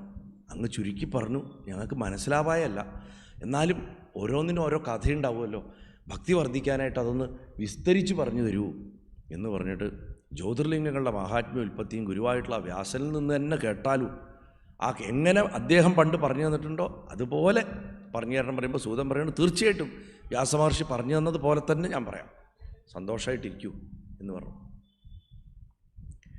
അപ്പോൾ അല്ലയോ ബ്രാഹ്മണരെ, അത് മഹർഷിമാരെ, നിങ്ങൾ ആ ജ്യോതിർലിംഗങ്ങളുടെ മാഹാത്മ്യം അവയുടെ ഉൽപ്പത്തിയൊക്കെ ഞാൻ എൻ്റെ ഗുരുനാഥനായിട്ടുള്ള വ്യാസമഹർഷിയിൽ നിന്ന് കേട്ടത് ഞാൻ വിസ്തരിച്ച് പറഞ്ഞു തരാം. സോമനാഥ ജ്യോതിർലിംഗത്തിനാണ് നമ്മൾ ആദ്യം കീർത്തിക്കേണ്ടത്. മഹാത്മാവായിട്ടുള്ള ദക്ഷന് 27 പെൺമക്കളുണ്ടായിരുന്നു. ആ 27 പെൺമക്കൾ നക്ഷത്രങ്ങളായിരുന്നു. ആ 27 പെൺമക്കൾ നക്ഷത്രങ്ങളായിരുന്നു. അശ്വതി മുതലായിട്ടുള്ളവർ, അശ്വതി തുടങ്ങി രേവതി വരെയുള്ള 27 പെൺകുട്ടികൾ. ഈ 27 പേരെയും ചന്ദ്രന് കല്യാണം കഴിച്ചു കൊടുത്തു. ചന്ദ്രനെ ഭർത്താവായിട്ട് കിട്ടിയ ആ പെൺകുട്ടികൾ കൂടുതൽ സുന്ദരികളായിട്ട് ശോഭിച്ചു. ചന്ദ്രനും അവരെ നേടി കൂടുതൽ സുന്ദരനായിട്ട് ശോഭിച്ചു. കാരണം ചന്ദ്രൻ്റെ ചുറ്റും നക്ഷത്രങ്ങൾ വരുമ്പോൾ ഭയങ്കര ഭംഗിയാണല്ലോ ആകാശം കാണാൻ. എങ്ങനെയാണോ സ്വർണത്തിൽ രത്നം പതിക്കുമ്പോൾ ശോഭിക്കണത്, രത്നം കൊണ്ട് സ്വർണം ശോഭിക്കുക, സ്വർണത്തിന് രത്നത്തിൻ്റെ ശോഭ കിട്ടുക എന്ന പോലെയാണ് അത്ര ചന്ദ്രൻ നക്ഷത്രങ്ങളെ കല്യാണം കഴിച്ചപ്പോൾ അന്യോന്യം അവരുടെ ശോഭ വർദ്ധിച്ചത് എന്ന് പറഞ്ഞിട്ട് എല്ലാ കന്യകമാരിലും വെച്ചിട്ടും രോഹിണിയിൽ ചന്ദ്രന് അധികം പ്രിയമുണ്ടായി. ഞാൻ കഴിഞ്ഞ ദിവസം പറഞ്ഞു, രോഹിണി നക്ഷത്ര രാശിയിൽ നിൽക്കുമ്പോഴാണ് ചന്ദ്രന് കൂടുതൽ തെളിച്ചം ഭൂമിയിൽ നിന്ന് നോക്കുമ്പോൾ. അതുകൊണ്ട് നമ്മൾ പറഞ്ഞുണ്ടാക്കി ചന്ദ്രന് രോഹിണിയാണ് കൂടുതൽ സ്നേഹം, അതുകൊണ്ട് ചന്ദ്രൻ കൂടുതൽ സന്തോഷമാണ് എന്ന് പറയുന്നു. അപ്പോൾ എന്താണെങ്കിലും കഥയിൽ കുറച്ച് കാര്യമുണ്ട്. ബാക്കിയുള്ള പെൺമക്കൾക്കൊക്കെ ഭാര്യമാർക്കൊക്കെ ഭയങ്കര സങ്കടമായി. ഏത് നേരം നോക്കിയാലും രോഹിണിയുടെ അടുത്താണ് ചന്ദ്രൻ. അതിന് നമ്മുടെ കൂടെ ഇരിക്കുകയാണെങ്കിലും രോഹിണിയുടെ കൂടെ ഇരിക്കണ അത്രയ്ക്കൊരു സന്തോഷം മുഖത്ത് കാണുന്നില്ല. അപ്പോൾ ഇവർക്കൊക്കെ ആകെ സങ്കടമായിട്ട് ഒരു ദിവസം എല്ലാവരും കൂടെ വീട്ടിൽ പോയ സമയത്ത്, അച്ഛനെയും അമ്മയും കാണാൻ ദക്ഷനെയും ഭാര്യയും കാണാൻ വേണ്ടി പോയ സമയത്ത്, രോഹിണി പാവം അപ്പുറത്തേക്ക് എവിടേക്കോ പോയ നേരത്ത് ഈ ബാക്കി 26 പേരും കൂടെ അച്ഛൻ്റെ അടുത്ത് അമ്മയുടെ അടുത്ത് സങ്കടം പറഞ്ഞു, ചന്ദ്രന് ഭയങ്കര പക്ഷപാതമാണ്, രോഹിണിയെ മാത്രമാണ് കൂടുതൽ സ്നേഹിക്കുന്നത്, ഞങ്ങൾക്ക് വേണ്ട ശ്രദ്ധയൊന്നും തരുന്നില്ല എന്ന് പറഞ്ഞു. അപ്പോൾ ദക്ഷൻ പറഞ്ഞു, ഞാൻ സംസാരിക്കാം. മരുമക്കളുടെ അടുത്ത് എപ്പോഴും അങ്ങനത്തെ, പക്ഷെ അങ്ങനത്തെ അച്ഛന്മാർ വേണം കേട്ടോ. ഇന്നത്തെ കാലത്ത് ഈ മരുമക്കൾ എന്ത് തോന്നിയവാസം കാണിച്ചാലും, മക്കൾ വന്ന് പരാതി പറഞ്ഞാലും, പെൺമക്കൾ വന്ന് പരാതി പറഞ്ഞാലും അതിൻ്റെ സത്യാവസ്ഥ മനസ്സിലാക്കിയിട്ട്, ധർമ്മം എവിടെയാണെന്ന് മനസ്സിലാക്കിയിട്ട് ചോദിക്കണമെങ്കിൽ ചോദിക്കുക തന്നെ ചെയ്യാനുള്ള ധൈര്യം കാണിക്കണം. അങ്ങനെ പല അച്ഛന്മാരും ചോദിക്കാൻ ധൈര്യം കാണിക്കാത്തതുകൊണ്ടാണ് പെൺകുട്ടികൾ ആത്മഹത്യ ചെയ്യണത്. അപ്പം നമ്മൾ ഇതൊരു കച്ചവടമൊന്നുമല്ല എന്ന് മനസ്സിലാക്കണം. ആ പെൺമക്കൾക്ക് കൊടുക്കേണ്ട ഏറ്റവും വലിയ ബലം അതാണ്. ആ കുട്ടികളുടെ ഭാഗത്ത് തെറ്റില്ല എന്ന് നമുക്ക് ഉറപ്പുണ്ടെന്നുണ്ടെങ്കിൽ ഏത് നിമിഷവും എപ്പോൾ വേണമെങ്കിലും നിൻ്റെ വീടുണ്ട്, നിനക്ക് നിൻ്റെ അച്ഛനും അമ്മയുണ്ട് എന്നുള്ള ബോധത്തോടു കൂടി വേണം കുഞ്ഞുങ്ങളെ പറഞ്ഞയക്കാൻ വീട്ടിൽ നിന്ന്. അപ്പം എന്താണെങ്കിലും എനിക്ക് തോന്നുന്നത് ഇനിയൊക്കെ ഒരു മാക്സിമം ഒരു 10-15 കൊല്ലമൊക്കെ കഴിയുമ്പോൾ കേരളത്തിലെയൊക്കെ സാമൂഹ്യ വ്യവസ്ഥിതി ഒരുപാട് മാറി. നമ്മുടെയൊക്കെ ഒരു വളരെ വാർദ്ധക്യകാലമൊക്കെ എത്തുമ്പോഴേക്കും വിവാഹം കഴിക്കാത്ത അനവധി ആൾക്കാർ നമ്മുടെ നാട്ടിലുണ്ടാവും. ആ നിലയിലേക്ക് കാര്യങ്ങൾ പോകാൻ തുടങ്ങിക്കഴിഞ്ഞു. കാരണം ഞങ്ങൾ ഈ സ്വർണത്തിൻ്റെയൊക്കെ പരസ്യം ചെയ്യുന്ന സമയത്ത് ഈ സർവേസ് എടുക്കുമ്പോൾ തന്നെ നമ്മളിത് മുമ്പേ ശ്രദ്ധിച്ചിട്ടുണ്ട് ഈ ട്രെൻഡ് മാറി വരുന്നത്. ഇന്നത് ശരിക്കും കാണുന്നുണ്ട്. എന്താണെങ്കിലും ഞാനിപ്പോൾ ഇവിടെ പറയാം, അപ്പോൾ ഇവിടെ ദക്ഷൻ വിളിച്ചു വരുത്തിയിട്ട് ചന്ദ്രൻ്റെ അടുത്ത് പറയും, മരുമകനെ സുഖം തന്നെയല്ലേ, കുഴപ്പമൊന്നുമില്ലല്ലോ, കാര്യങ്ങളൊക്കെ നന്നായി പോകണല്ലേ എന്നൊക്കെ ചോദിച്ചിട്ട്, അല്ലയോ കലാനിധേ എന്നൊക്കെ പറഞ്ഞിട്ട് മരുമകനെ സന്തോഷമായിട്ടൊക്കെയാണ് പറഞ്ഞത്. അവിടുന്ന് വളരെ പരിശുദ്ധമായിട്ടുള്ള കുലത്തിൽ ജനിച്ചവനാണ്, അത്രയുടെയും അനസൂയുടെയും പുത്രനാണ്. അങ്ങേക്ക് ഭാര്യമാരിൽ പക്ഷപാതം ഉണ്ടാവുന്നത് ശരിയല്ല. ഞാനിങ്ങനൊരു കംപ്ലൈൻറ്റ് കേട്ടു. ഒരാൾ പറഞ്ഞാൽ എനിക്കത് കുഴപ്പമില്ലായിരുന്നു, 26 പേരും എന്നോട് വന്ന് പറഞ്ഞു രോഹിണിയുടെ അടുത്ത് മാത്രം സ്നേഹം കാണിക്കണമെന്ന്. അതുകൊണ്ട് അവരുടെ അച്ഛൻ എന്നുള്ള നിലയ്ക്കെന്നല്ല, അനവധി ഭാര്യമാരുള്ള ഒരാളെന്നുള്ള നിലയ്ക്ക് ഞാൻ പറയാണ്, മറ്റൊരു പുരുഷനോട് പറഞ്ഞു കൊടുക്കണവർ പറയാണ്, എല്ലാവരെയും ഒരേപോലെ സ്നേഹിക്കണം, അല്ലെങ്കിൽ ഈ രീതി ശരിയാവില്ല എന്ന്. ഇങ്ങനെ പറഞ്ഞ് ചന്ദ്രനോട് പറഞ്ഞിട്ട് അദ്ദേഹം പോവുകയും ചെയ്തു. ചന്ദ്രനാകട്ടെ ദക്ഷൻ പറഞ്ഞത് അശേഷം അനുസരിച്ചില്ല. വീണ്ടും രോഹിണിയുടെ അടുത്ത് മാത്രം ഇരിക്കാനുള്ള ഒരു രീതിയിൽ പോയി. അങ്ങനെ രോഹിണിയിൽ പൂർണ്ണാസക്തനായിട്ടുള്ള ചന്ദ്രൻ മറ്റുള്ളവരുടെ അടുത്ത് പോവുക പോലും ചെയ്യാതായി അവസാനം. അത് കേട്ടോട് കൂടിയിട്ട് ദക്ഷൻ വീണ്ടും വന്നിട്ട് പറഞ്ഞു, സങ്കടത്തോടു കൂടി പറഞ്ഞു, ഞാൻ പല രീതിയിൽ അപേക്ഷിച്ചിട്ടും അങ്ങ് കേൾക്കുന്നില്ല. എൻ്റെ ഒരച്ഛൻ്റെ വിഷമെന്ന് പറഞ്ഞു കഴിഞ്ഞാൽ എത്രമാത്രമാണെന്നറിയൂ. എന്നെ ഇങ്ങനെ എൻ്റെ മനസ്സിനെ ചുടിയിച്ച് എൻ്റെ ആരോഗ്യവും മനസ്സും നശിപ്പിച്ചതുകൊണ്ട് അങ്ങേക്കും ക്ഷയം സംഭവിക്കും. രാജയക്ഷ്മ എന്ന് പറഞ്ഞിട്ടുള്ള രോഗം വരും. നമ്മളിന്ന് TB ആണെന്ന് വേണമെങ്കിൽ പറയാം, ട്യൂബർക്കുലോസിസ് ആണെന്ന് പറയാം, എന്താണെങ്കിലും ക്ഷയം സംഭവിക്കുന്നു പറഞ്ഞു. ആ ദേവർഷികൾ ഭയത്തോടു കൂടിയിട്ട് വിഹ്വലരായിട്ട് ഭവിച്ചു. ശക്രൻ തുടങ്ങിയിട്ടുള്ള ദേവന്മാരോടൊക്കെ ചന്ദ്രൻ ചെന്നിട്ട്, അമ്മായി അച്ഛൻ ഇങ്ങനെ ശപിച്ചു, ഞാൻ ദ്രവിക്കാൻ തുടങ്ങുകയാണ് എന്ന് പറഞ്ഞിട്ട് തൻ്റെ ശരീരത്തിനെ ബാധിക്കുന്ന ആ വ്രണങ്ങളെയും ആ കുഷ്ഠത്തെയും കളങ്കത്തെയും ഒക്കെ കാണിച്ചു. അപ്പോൾ വസിഷ്ഠൻ മുതലായിട്ടുള്ള ദേവന്മാരൊക്കെ ബ്രഹ്മദേവൻ്റെ അടുത്ത് പോയിട്ട് ചോദിച്ചു, എന്താ ചെയ്യേണ്ടതെന്ന് ചോദിച്ചു. അപ്പോൾ ബ്രഹ്മദേവൻ പറഞ്ഞു, ഇത് പരിഹരിക്കാൻ ഒരൊറ്റ മാർഗ്ഗമേ ഉള്ളൂ. പണ്ട് ചന്ദ്രൻ ചെയ്തിട്ടുള്ള വേറൊരു ദുഷ്കർമ്മമുണ്ട്. ബൃഹസ്പതിയുടെ വീട്ടിൽ പോയിട്ട് തൻ്റെ ഗുരുനാഥനായിട്ടുള്ള ബൃഹസ്പതിയുടെ ഭാര്യ താരയോടൊപ്പം ഇവൻ ശയിച്ചിട്ടുണ്ട്. അന്നുണ്ടായ പുത്രനാണ് ബുധൻ. ബുധൻ്റെ കഥ ഞാൻ 2 തവണ പറഞ്ഞൂടെ. അപ്പം എന്നിട്ട് അസുരന്മാരെ, ഇവൻ താരയാണെങ്കിലോ ഈ ബൃഹസ്പതി ഇവനെ എതിരെ തിരിഞ്ഞപ്പോൾ ഇവൻ പോയിട്ട് അസുരന്മാരുടെ സപ്പോർട്ട് നേടി ചന്ദ്രൻ ആ കാലത്ത് രക്ഷപ്പെടാൻ വേണ്ടിയിട്ട്. അങ്ങനെ ദേവന്മാരും അസുരന്മാരും തമ്മിലൊരു വലിയ യുദ്ധവും ഇവൻ കാരണം ഉണ്ടായി. എന്നിട്ട് അത്രി വഴി ഞാൻ ഇവനോട് താരയെ തിരിച്ച് ബൃഹസ്പതിയുടെ അടുത്ത് കൊണ്ടുവിടാൻ പറഞ്ഞു. ഇവൻ ഗുരുപത്നിയെ തട്ടിക്കൊണ്ടുപോയവനാണ്. അന്ന് എൻ്റെ മകനാണ് അത്രി എന്നുള്ളതുകൊണ്ട് ഞാൻ അത്രിയോട് വിളിച്ച് പറഞ്ഞു, നിൻ്റെ മകനോട് പറഞ്ഞിട്ട് ബൃഹസ്പതിയുടെ ഭാര്യയെ തിരിച്ചു കൊടുക്കാൻ പറ എന്ന് പറഞ്ഞപ്പോഴാണ് തിരിച്ചു കൊടുത്തത്. അപ്പോൾ അവൾ ഗർഭിണിയാണെന്ന് കണ്ടിട്ട് അവളെ സ്വീകരിക്കില്ല എന്ന് ബൃഹസ്പതി പറഞ്ഞു. ഗർഭം ആരുടെയാണ് ചോദിച്ചപ്പോൾ ചന്ദ്രനാണ് എന്ന് മറുപടി കിട്ടി. എന്നാൽ എൻ്റെ അപേക്ഷ മാനിച്ചിട്ട് ഗുരു ഞാൻ പറഞ്ഞതുകൊണ്ട് മാത്രം ആ ഗർഭിണിയായ മറ്റൊരുത്തന്ന് ഗർഭിണിയായ ഭാര്യയെ വീണ്ടും ബൃഹസ്പതി സ്വീകരിച്ചു. അങ്ങനെയിരിക്കെ ഇവൻ വീണ്ടും വീണ്ടും ദുഷിപ്പ് ചെയ്തുകൊണ്ടേയിരിക്കുകയാണ്. ഇവൻ ഇനിയെങ്കിലും ഈ ശിക്ഷ കിട്ടാതിരുന്നാൽ ശരിയാവില്ല. വേണമെങ്കിൽ അവനൊരു കാര്യം ചെയ്യട്ടെ, അവൻ പ്രഭാസം എന്നു പേരുള്ള തീർത്ഥത്തിൽ പോയിട്ട് സ്നാനം ചെയ്യട്ടെ, അവിടെ ചെന്ന് ശിവനെ ആരാധിച്ച് നോക്കട്ടെ, ഭഗവാൻ ക്ഷമിക്കുകയാണെങ്കിൽ ഇവന് എന്തെങ്കിലും ഒരു മാർഗം ഉണ്ടാവും എന്ന് പറഞ്ഞു. നമ്മളിപ്പോൾ ഈ കഥ കേൾക്കുമ്പോൾ ഇതൊരു അസന്മാർഗികതയുടെ കഥയാണെന്ന് വിചാരിക്കരുത്. ശരിക്ക് ഇത് ജ്യോതിർഗോളങ്ങളുടെ സഞ്ചാരത്തിലുണ്ടാവുന്ന, ആകാശത്തുണ്ടാവുന്ന ഒരു പ്രതിഭാസത്തിനെയാണ് ചന്ദ്രൻ താരയെ തട്ടിക്കൊണ്ടുപോയി എന്നും വ്യാഴത്തിന് നഷ്ടപ്പെട്ടു എന്നും ഒക്കെ പറയുന്നത്. അതായത് നമ്മൾ സാധാരണ നമ്മുടെ നക്ഷത്രം എന്ന് പറയുന്നത് എന്താ, എന്തിനാണ് നമ്മുടെ നക്ഷത്രം എന്ന് വിളിക്കണം? ഇപ്പം ഞാൻ കഴിഞ്ഞ ദിവസം ലഗ്നം എന്താണെന്ന് പറഞ്ഞു തന്നു. നമ്മൾ ജനിക്കണ സമയത്ത് കിഴക്ക് വശത്ത് ഏത് രാശിയാണോ ഉദിച്ച് നിൽക്കുന്നത് അത് ലഗ്നം. അപ്പോൾ ലഗ്നം നോക്കിയാലാണ് നമുക്ക് ഈ ജീവിതകാലത്ത് നമ്മുടെ ആരോഗ്യം എങ്ങനെ ഉണ്ടാവും, നമ്മുടെ ശരീരം നല്ല ഹൈറ്റും വെയിറ്റും ഉണ്ടാവുമോ, നല്ല ബലം ഉണ്ടാവുമോ, അസ്ഥിക്ക് ബലം ഉണ്ടാവുമോ, എന്തൊക്കെ അസുഖങ്ങൾ നമുക്ക് വരും, നമ്മുടെ മരണകാരണം എന്തായിരിക്കും, കാലമൃത്യു, അപകടം കൊണ്ടുള്ള മരണമല്ല ഞാൻ പറഞ്ഞത്, കാലമൃത്യു എന്ത് രോഗം കൊണ്ടായിരിക്കും എന്നൊക്കെ നമുക്ക് പറയാൻ പറ്റും ലഗ്നം കറക്റ്റായിട്ട് നോക്കിക്കഴിഞ്ഞാൽ. അതേപോലെ നമ്മൾ നക്ഷത്രം, എന്തിനാണ് നമ്മൾ ഈ നക്ഷത്രം കൊടുക്കണത്? പഴയ കാലത്ത് നക്ഷത്രമല്ല കൊടുക്കുക, തിഥിയാണ് കൊടുക്കുക. ചന്ദ്രൻ്റെ വൃദ്ധിക്ഷ അനുസരിച്ചിട്ട് തിഥിയാണ് കൊടുക്കുക. വേദോക്തമായിട്ടുള്ള, വേദം അനുശാസിക്കുന്ന തരത്തിലുള്ള പിറന്നാൾ ശരിക്കും തിഥിയാണ്. നക്ഷത്രത്തിൻ്റെ സിസ്റ്റം പിന്നെയാണ് വരുന്നത്. എനിക്ക് തോന്നുന്നത് ഗ്രീക്കുകാർ കൊണ്ടുവന്നായിരിക്കണം. ഗ്രീക്കുകാരനെ നമ്മൾ ഒരുപാട് സ്വീകരിച്ചിട്ടുണ്ട്. യവനജാതകം എന്നൊക്കെ പറഞ്ഞിട്ട് വരാഹമീറിൻ്റെ കാലത്ത് തന്നെ വളരെ പ്രചാരമുണ്ട്. ഇന്ന് ഈ ഫലം നോക്കണ രീതി കൊണ്ടുവരുന്നത് ഗ്രീക്കുകാരാണ്, ഇന്ത്യക്കാരല്ല. ഇന്ത്യക്കാർക്ക് ഹയർ ആയിട്ടുള്ള കാര്യങ്ങളായിരുന്നു. അവർ ഗോളങ്ങളുടെ സഞ്ചാരപഥങ്ങൾ കാൽക്കുലേറ്റ് ചെയ്യലൊക്കെയാണ് നമ്മുടെ ഇവിടെ നടന്നിരുന്നത്. പക്ഷേ ഫലം നോക്കുന്ന രീതി കൊണ്ടുവരുന്നത് ഗ്രീക്കുകാരാണ്. യവനജാതകം എന്നൊക്കെ പറഞ്ഞിട്ടുള്ള ഗ്രന്ഥങ്ങളൊക്കെ ഉണ്ട്. അപ്പോൾ അതുപോലെ സ്ത്രീജാതകത്തിനെക്കുറിച്ച് വിശദമായിട്ട് പഠിച്ചു തുടങ്ങുന്നതും യവനന്മാരാണ് ആദ്യം. അപ്പോൾ ഈ നക്ഷത്ര സിസ്റ്റം എന്ന് പറയുന്നത് എന്താ ഈ നക്ഷത്രം? നമ്മൾ ജനിക്കുന്ന സമയത്ത് ചന്ദ്രൻ ഏത് ഭാര്യയുടെ ഒപ്പാണോ നിൽക്കുന്നത്, ഏത് നക്ഷത്രത്തിലാണോ ചന്ദ്രൻ നിൽക്കുന്നത്, ചന്ദ്രൻ്റെ അടുത്ത് കാണാം, ആ നക്ഷത്രമാണ് നമ്മുടെ നക്ഷത്രം. അതിൽ തന്നെ നക്ഷത്രത്തിന് പാദങ്ങളുണ്ടാവും. നക്ഷത്രത്തിന് 1-ാം പാദം, 2-ാം പാദം, 3-ാം പാദം, 4-ാം പാദം ഉണ്ടാവും. പാദത്തിനനുസരിച്ച് മാറ്റം വരും. ചില ആൾക്കാർ ഇപ്പോൾ വെറുതെ വന്നിട്ട് ചോദിക്കും, എൻ്റെ നക്ഷത്രം ഇതാണ്, എൻ്റെ ഫലം എന്താണെന്ന് പറഞ്ഞു തരുമോ ചോദിക്കും. സാധിക്കില്ല. ഈ വാരികകളിൽ കാണുന്നത് ശുദ്ധ നോൺസെൻസാണ്. അതിൻ്റെ കാരണം ഞാൻ പറഞ്ഞുതരാം. ഞാനൊരു പ്രസിദ്ധമായിട്ടുള്ളൊരു വാരികയിൽ സബ് എഡിറ്റർ ട്രെയിൻ ചെയ്യായിരുന്നു പഠിക്കുന്ന കാലത്ത്. ഇംഗ്ലീഷിലൊരു വാരികയാണ്, പ്രസിദ്ധമായിട്ടുള്ളൊരു വാരികയാണ്. ഇന്ത്യയിലെ ഏറ്റവും പ്രചാരമുള്ള ഒരു ഇംഗ്ലീഷ് വാരികയിൽ സബ് എഡിറ്ററായിട്ട് ഞാൻ ട്രെയിനിങ്ങിൽ ഉണ്ടായിരുന്നു ഞാൻ. അപ്പോൾ അതിൽ ഈ വാരഫലം വരും. ജോത്സ്യൻ ഇത് അയച്ചു തരും. ഏതോ നോർത്ത് ഇന്ത്യൻ ജോത്സ്യനാണ്.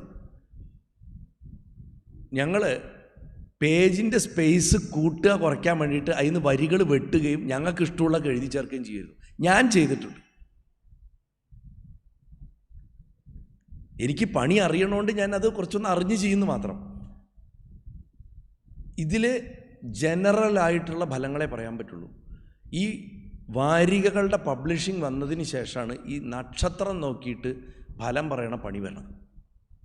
ഒരു 100 കൊല്ലം 150 കൊല്ലത്തിൻ്റെ ഉള്ളിലാണ് ഇതുണ്ടാവുന്നത്. അതിനു മുമ്പ് ഒരുത്തൻ ജനിച്ച സമയം, ആ സമയം വെച്ചിട്ട് ഗർഭം ധരിക്കപ്പെട്ട സമയം കണക്കാക്കിയിട്ട് അവിടെ നിങ്ങളുടെ ജാതകം പിടിക്കണം. ഗർഭാധാന സമയമാണ് ശരിക്കും ഒരുത്തൻ്റെ കൃത്യം ജാതകമായിരിക്കും. ഗർഭാധാന സമയം പിടിച്ചു കഴിഞ്ഞാൽ ഒരേ നേരത്ത് ജനിച്ച ട്വിൻസിൻ്റെ, ഇനി 3 മക്കൾ 4 മക്കളാണെങ്കിൽ 4 തരം ഭാവി കറക്റ്റായിട്ട് കാൽക്കുലേറ്റ് ചെയ്യാൻ പറ്റും. ഒരേ നേരത്ത് ജനിച്ചാണ്, ഒരേ സമയം ഒരേ സെക്കൻഡിൽ ജനിച്ച ആൾക്കാരുടെ. നമ്മളാകെ 2 ചക്രം കാണും, ഒരു ഗ്രഹനില കാണും, ഒരു അംശകം കാണും. അപ്പുറത്ത് അനവധി ചക്രങ്ങൾ കിടക്കുന്നുണ്ട്. D32 എന്ന് പറയും, 32ാമത്തെ ചക്രം. ഒരു രാശിയെ 32ആക്കി ഭാഗിച്ചിട്ട് അതിനെ 12 രാശിയാക്കിയിട്ട് എടുത്തു കഴിഞ്ഞാൽ കിട്ടുന്നത് വെച്ച് നോക്കിക്കഴിഞ്ഞാൽ കഴിഞ്ഞ ജന്മം മുഴുവൻ നമ്മുടെ മുന്നിൽ അങ്ങോട്ട് ഇങ്ങനെ കണ്ണാടി തെളിഞ്ഞ മാതിരി കിട്ടും. എന്തൊക്കെ കയ്യിലിരിപ്പുണ്ടായിരുന്നു എന്ന് മനസ്സിലാവും. അവിടെയാണ് നമ്മുടെ ഇന്നത്തെ സകല ദുരിതത്തിൻ്റെ അടിസ്ഥാനം കിടക്കുന്നുണ്ടാവുക. അപ്പോൾ ഭഗവാൻ ഇതൊക്കെ നമുക്ക് തന്നത് നന്നാവാൻ വേണ്ടിയിട്ടാണ്, മറ്റുള്ളവരെ ദ്രോഹിക്കാനല്ല. ഈ വിദ്യ അമ്മയ്ക്ക് അച്ഛൻ പറഞ്ഞു കൊടുക്കുന്ന സമയത്ത് ആ മടിയിലിരുന്ന് കേട്ട സുബ്രഹ്മണ്യ സ്വാമി അത് ലോകത്തിന് കൊടുത്തോണ്ട് നമുക്കിന്ന് ആ വിദ്യകളൊക്കെ കിട്ടി. അങ്ങനെയാണ് പറയാം. അപ്പോൾ ഈ നക്ഷത്രത്തിൻ്റെ ഈ താരെ തട്ടിക്കൊണ്ടുപോക്കും, അതേപോലെ ഈ ഇതൊക്കെ ചന്ദ്രൻ്റെ ശിക്ഷയും, ഇതൊക്കെ ശരിക്കും നമുക്കറിയാം. ചന്ദ്രന് ക്ഷയമൊന്നുമല്ല, സൂര്യൻ്റെ പ്രകാശത്തിൽ ഭൂമിയുടെ നിഴൽ വീണുകൊണ്ടാണെന്നൊക്കെ അറിയാം. പക്ഷെ അതിൻ്റെ ഒക്കെ പുറകിലേക്കായിട്ട് പഴയ ആൾക്കാർ കഥാരൂപത്തിൽ പരോക്ഷമായിട്ട് എന്തെങ്കിലുമൊക്കെ വെച്ചിട്ടുണ്ടാവും. നമ്മൾ പറയും പരോക്ഷപ്രിയ ദേവഹ എന്ന് പറയാം. എന്തും പരോക്ഷമായിട്ട് പറയാനാണ് അത്ര ദേവന്മാർക്ക് ഇഷ്ടം, നേർക്ക് പറയാനല്ല. എന്തിനാ വെച്ചാൽ നമ്മുടെ ഒരു എഫർട്ട് വരണം. നേരിട്ട് പറഞ്ഞു തന്നു കഴിഞ്ഞാൽ സ്പൂണിൽ കോരിയെടുത്ത് വായിൽ വെച്ച് തരല്ലേ, പോരാ. പരോക്ഷമായിട്ട് പറഞ്ഞു തരും. അത് നമ്മുടെ ബുദ്ധി, നമ്മുടെ വാസന, നമ്മുടെ പൂർവകർമ്മത്തിൻ്റെ ഫലം, ഇതൊക്കെ അനുസരിച്ചിട്ട് നമുക്ക് മനസ്സിലാവും. അയാൾ എന്തൊക്കെയോ പറയട്ടെ, എനിക്കൊന്നും മനസ്സിലാവണ്ടേ പറയും. അവിടെ തന്നെ ആ സദസ്സിലിരിക്കുന്ന മറ്റൊരാൾ പറയും എനിക്ക് വളരെ നന്നായി മനസ്സിലായിന്ന്. ഇനി വേറൊരാൾ പറയും അയാൾ പറഞ്ഞതിൻ്റെ അപ്പുറത്ത് എനിക്കൊരു കാര്യം മനസ്സിലായി. ഒരേ ആൾ ഒരേ നേരത്തിരുന്ന് പറയുന്നത് 3 ആൾക്കാരിൽ എങ്ങനെയാണ് കിട്ടണം എന്നുള്ളതിൻ്റെ എക്സാമ്പിളാണ്. ഇതിന് കാരണം ഞാൻ ഈ പറഞ്ഞ ഘടകങ്ങളാണ്. അപ്പം ചന്ദ്രൻ്റെ കാര്യത്തിൽ ബ്രഹ്മദേവന് ഒട്ടും പ്രതീക്ഷയില്ലായിരുന്നു. കാരണം ഇവൻ വളരെ മോശമാണ്. ഇവൻ്റെ കയ്യിലിരിപ്പ് പണ്ടേ മോശമാണ്. ഇവൻ്റെ ചരിത്രം നന്നല്ല. എല്ലാം കഴിഞ്ഞിട്ട് ഇപ്പോൾ കല്യാണം കഴിഞ്ഞപ്പോൾ അതുപോലും അവന് ധർമ്മിഷ്ഠനായിട്ട് ജീവിക്കാൻ വയ്യ എന്ന് പറഞ്ഞിട്ട് ചന്ദ്രനെ കുറ്റം പറഞ്ഞിട്ട് വേണമെങ്കിൽ അവൻ ശിവനെ ഭജിക്കട്ടെ എന്ന് പറയണം പ്രഭാസത്തിൻ്റെ അടുത്ത് ചെന്നിട്ട് ഗുജറാത്തിൽ. അങ്ങനെ ബ്രഹ്മാവിൻ്റെ വചനം ശ്രവിച്ചിട്ടുള്ള ചന്ദ്രൻ ദേവന്മാരോട് കൂടിയിട്ട് പ്രഭാസത്തിൽ ചെന്നിട്ട് സരസ്വതി മുതലായിട്ടുള്ള ശ്രേഷ്ഠ തീർത്ഥങ്ങളെയൊക്കെ ആവാഹിച്ചിട്ട് മൃത്യുഞ്ജയ മന്ത്രം കൊണ്ട് പാർത്ഥിവലിംഗം നിർമ്മിച്ച് പൂജിച്ചു. മൃത്യുഞ്ജയ ധ്യാനം ഞാൻ പറഞ്ഞു തന്നിരുന്നു, പല പ്രാവശ്യം ഞാൻ പറഞ്ഞിട്ടുണ്ട്. ഇപ്പോൾ ഈ കഴിഞ്ഞ ദിവസങ്ങളിൽ ഒരിക്കൽ കൂടെ ഞാൻ പറയാം.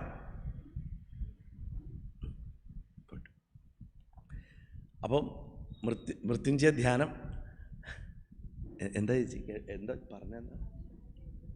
പോയിട്ട് നിങ്ങൾക്ക് എന്നാ വന്ന് ജപിക്കാമല്ലോ. ശരി, ആയിക്കോട്ടെ. അപ്പം എന്നോട് ചോദിക്കണ്ട, അത് പൊക്കോളൂ, കുഴപ്പമില്ല. മൃത്യുഞ്ജയ വിധാന, ഞാൻ 9 മണിക്ക് നിർത്തും.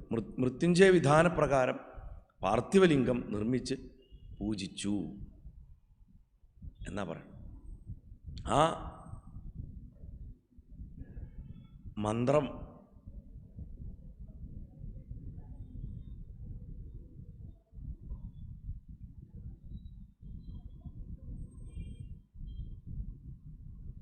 കൊണ്ടവർ പോയി കഴിഞ്ഞിട്ട് ഞാൻ പറയാം. ഭഗവാനെ അപമാനിക്കാൻ പറ്റില്ല.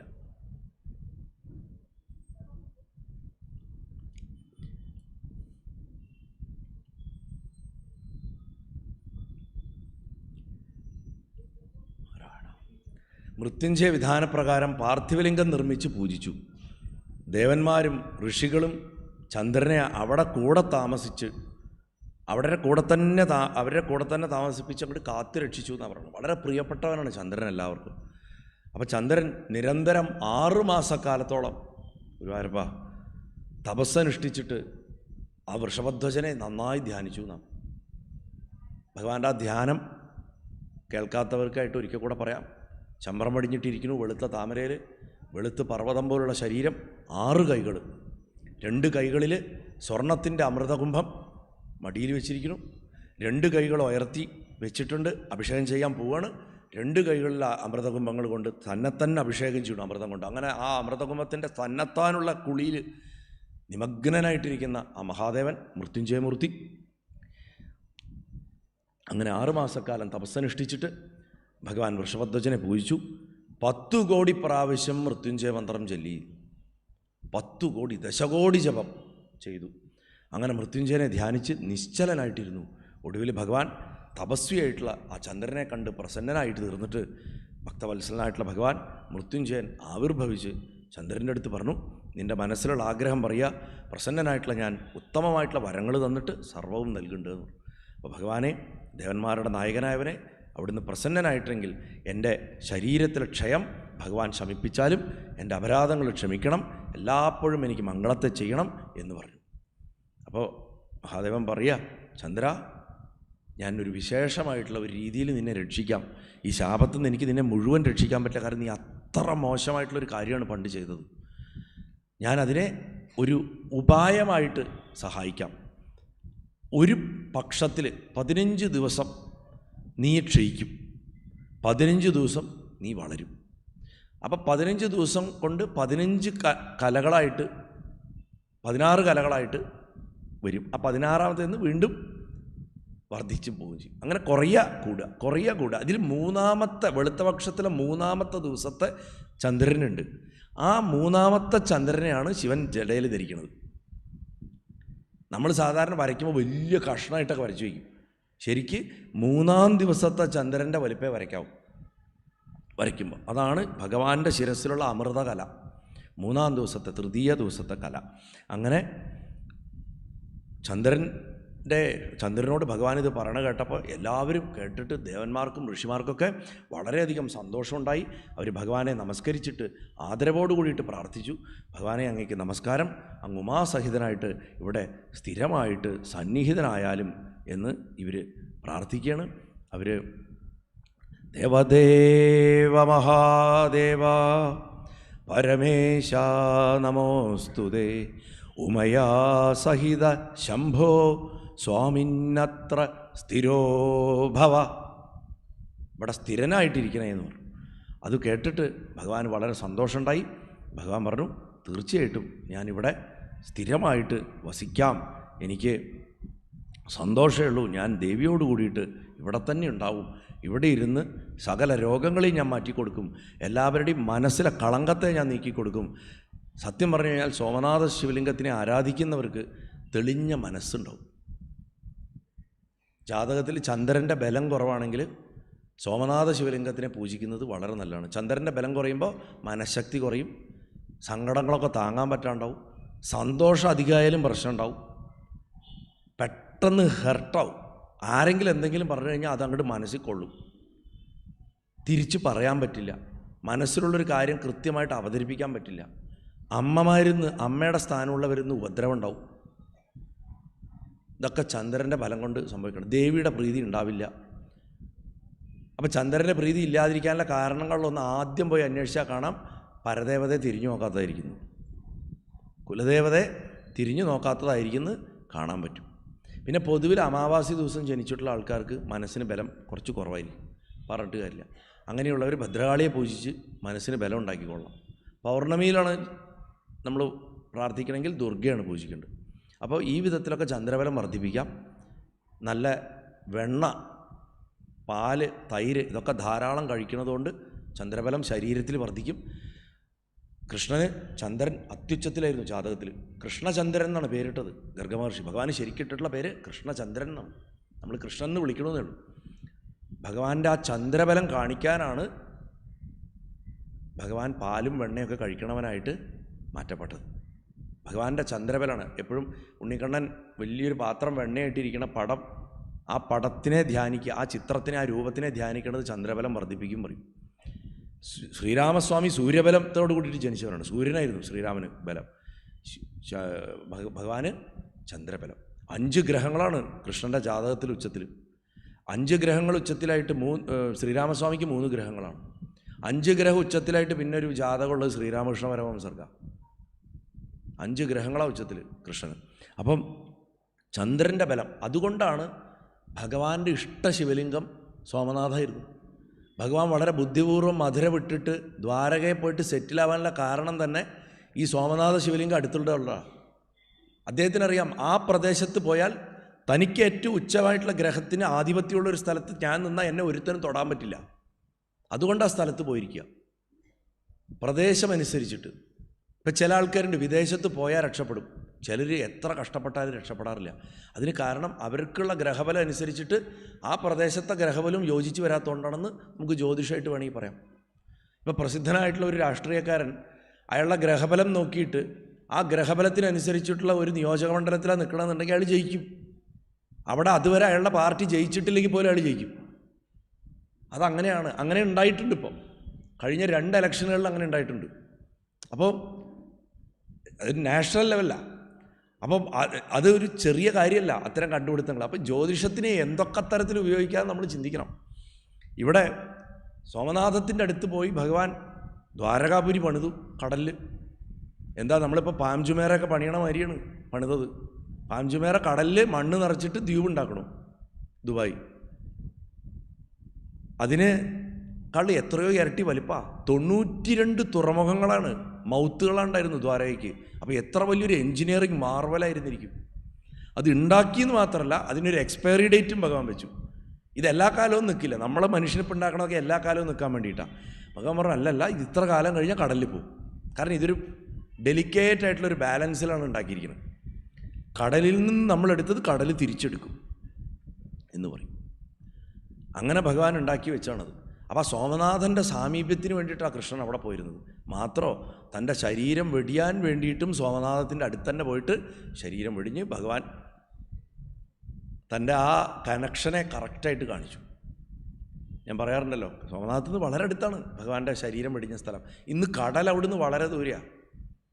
കടൽ നീങ്ങിപ്പോയി കഴിഞ്ഞു. ഗുജറാത്തിൻ്റെ കടൽ കുറച്ച് പോകണം, നമ്മളിന്ന് ബീച്ചിൻ്റെ അങ്ങോട്ട് കുറച്ച് നല്ലോണം ഡിസ്റ്റൻസ് പോകണം. പക്ഷെ ഭഗവാന്റെ കാലത്ത് കടൽ വളരെ അടുത്തായിരുന്നിരിക്കണം. ഈ സോമനാഥ ക്ഷേത്രമാണ് ഏറ്റവും കൂടുതൽ ആക്രമിക്കപ്പെട്ടിട്ടുള്ളതും ഏറ്റവും കൂടുതൽ തകർക്കപ്പെട്ടിട്ടുള്ളതും.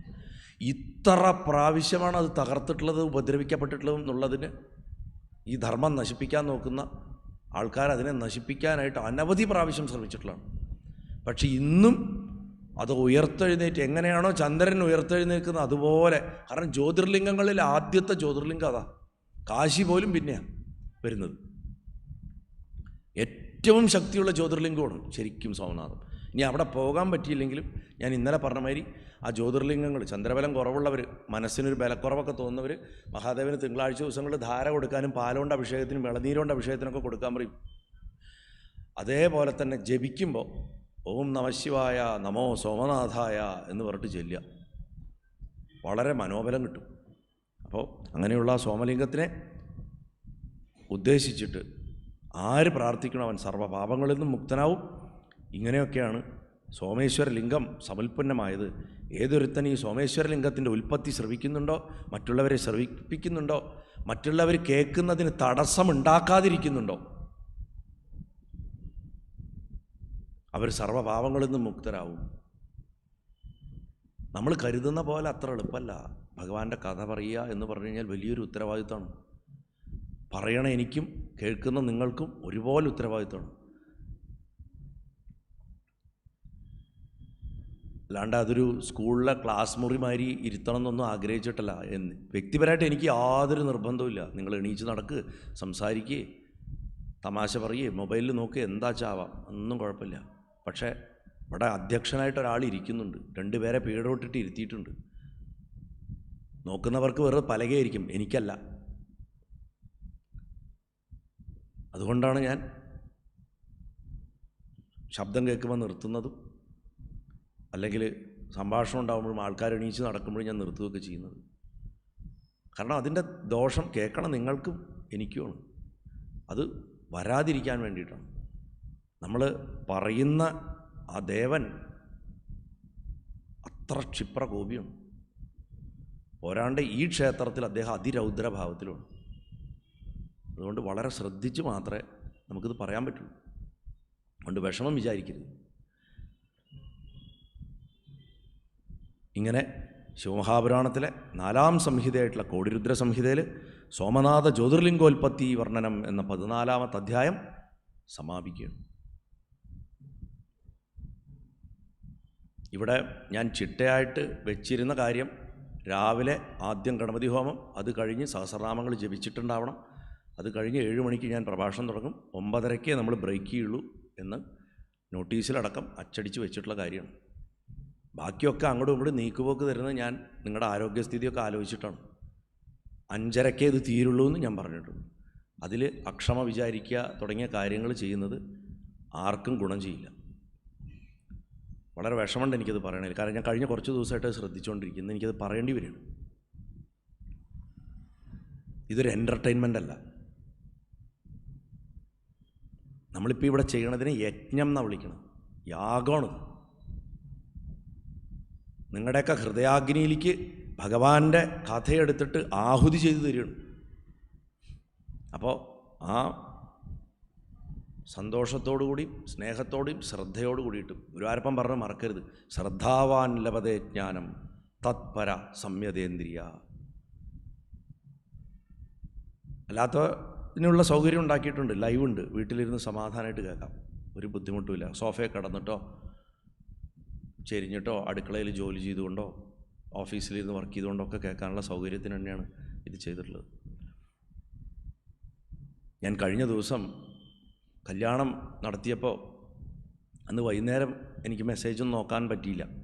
പിറ്റേന്ന് രാവിലെയാണ് ഈ ലൈവ് പ്രശ്നമായി എന്നുള്ളത് കൊണ്ട് ഞാൻ വാട്സപ്പൊന്ന് തുറന്നിട്ട് ഞാൻ നോക്കിയപ്പോൾ കുറേ മെസ്സേജുകൾ വന്നിരിക്കുന്നു.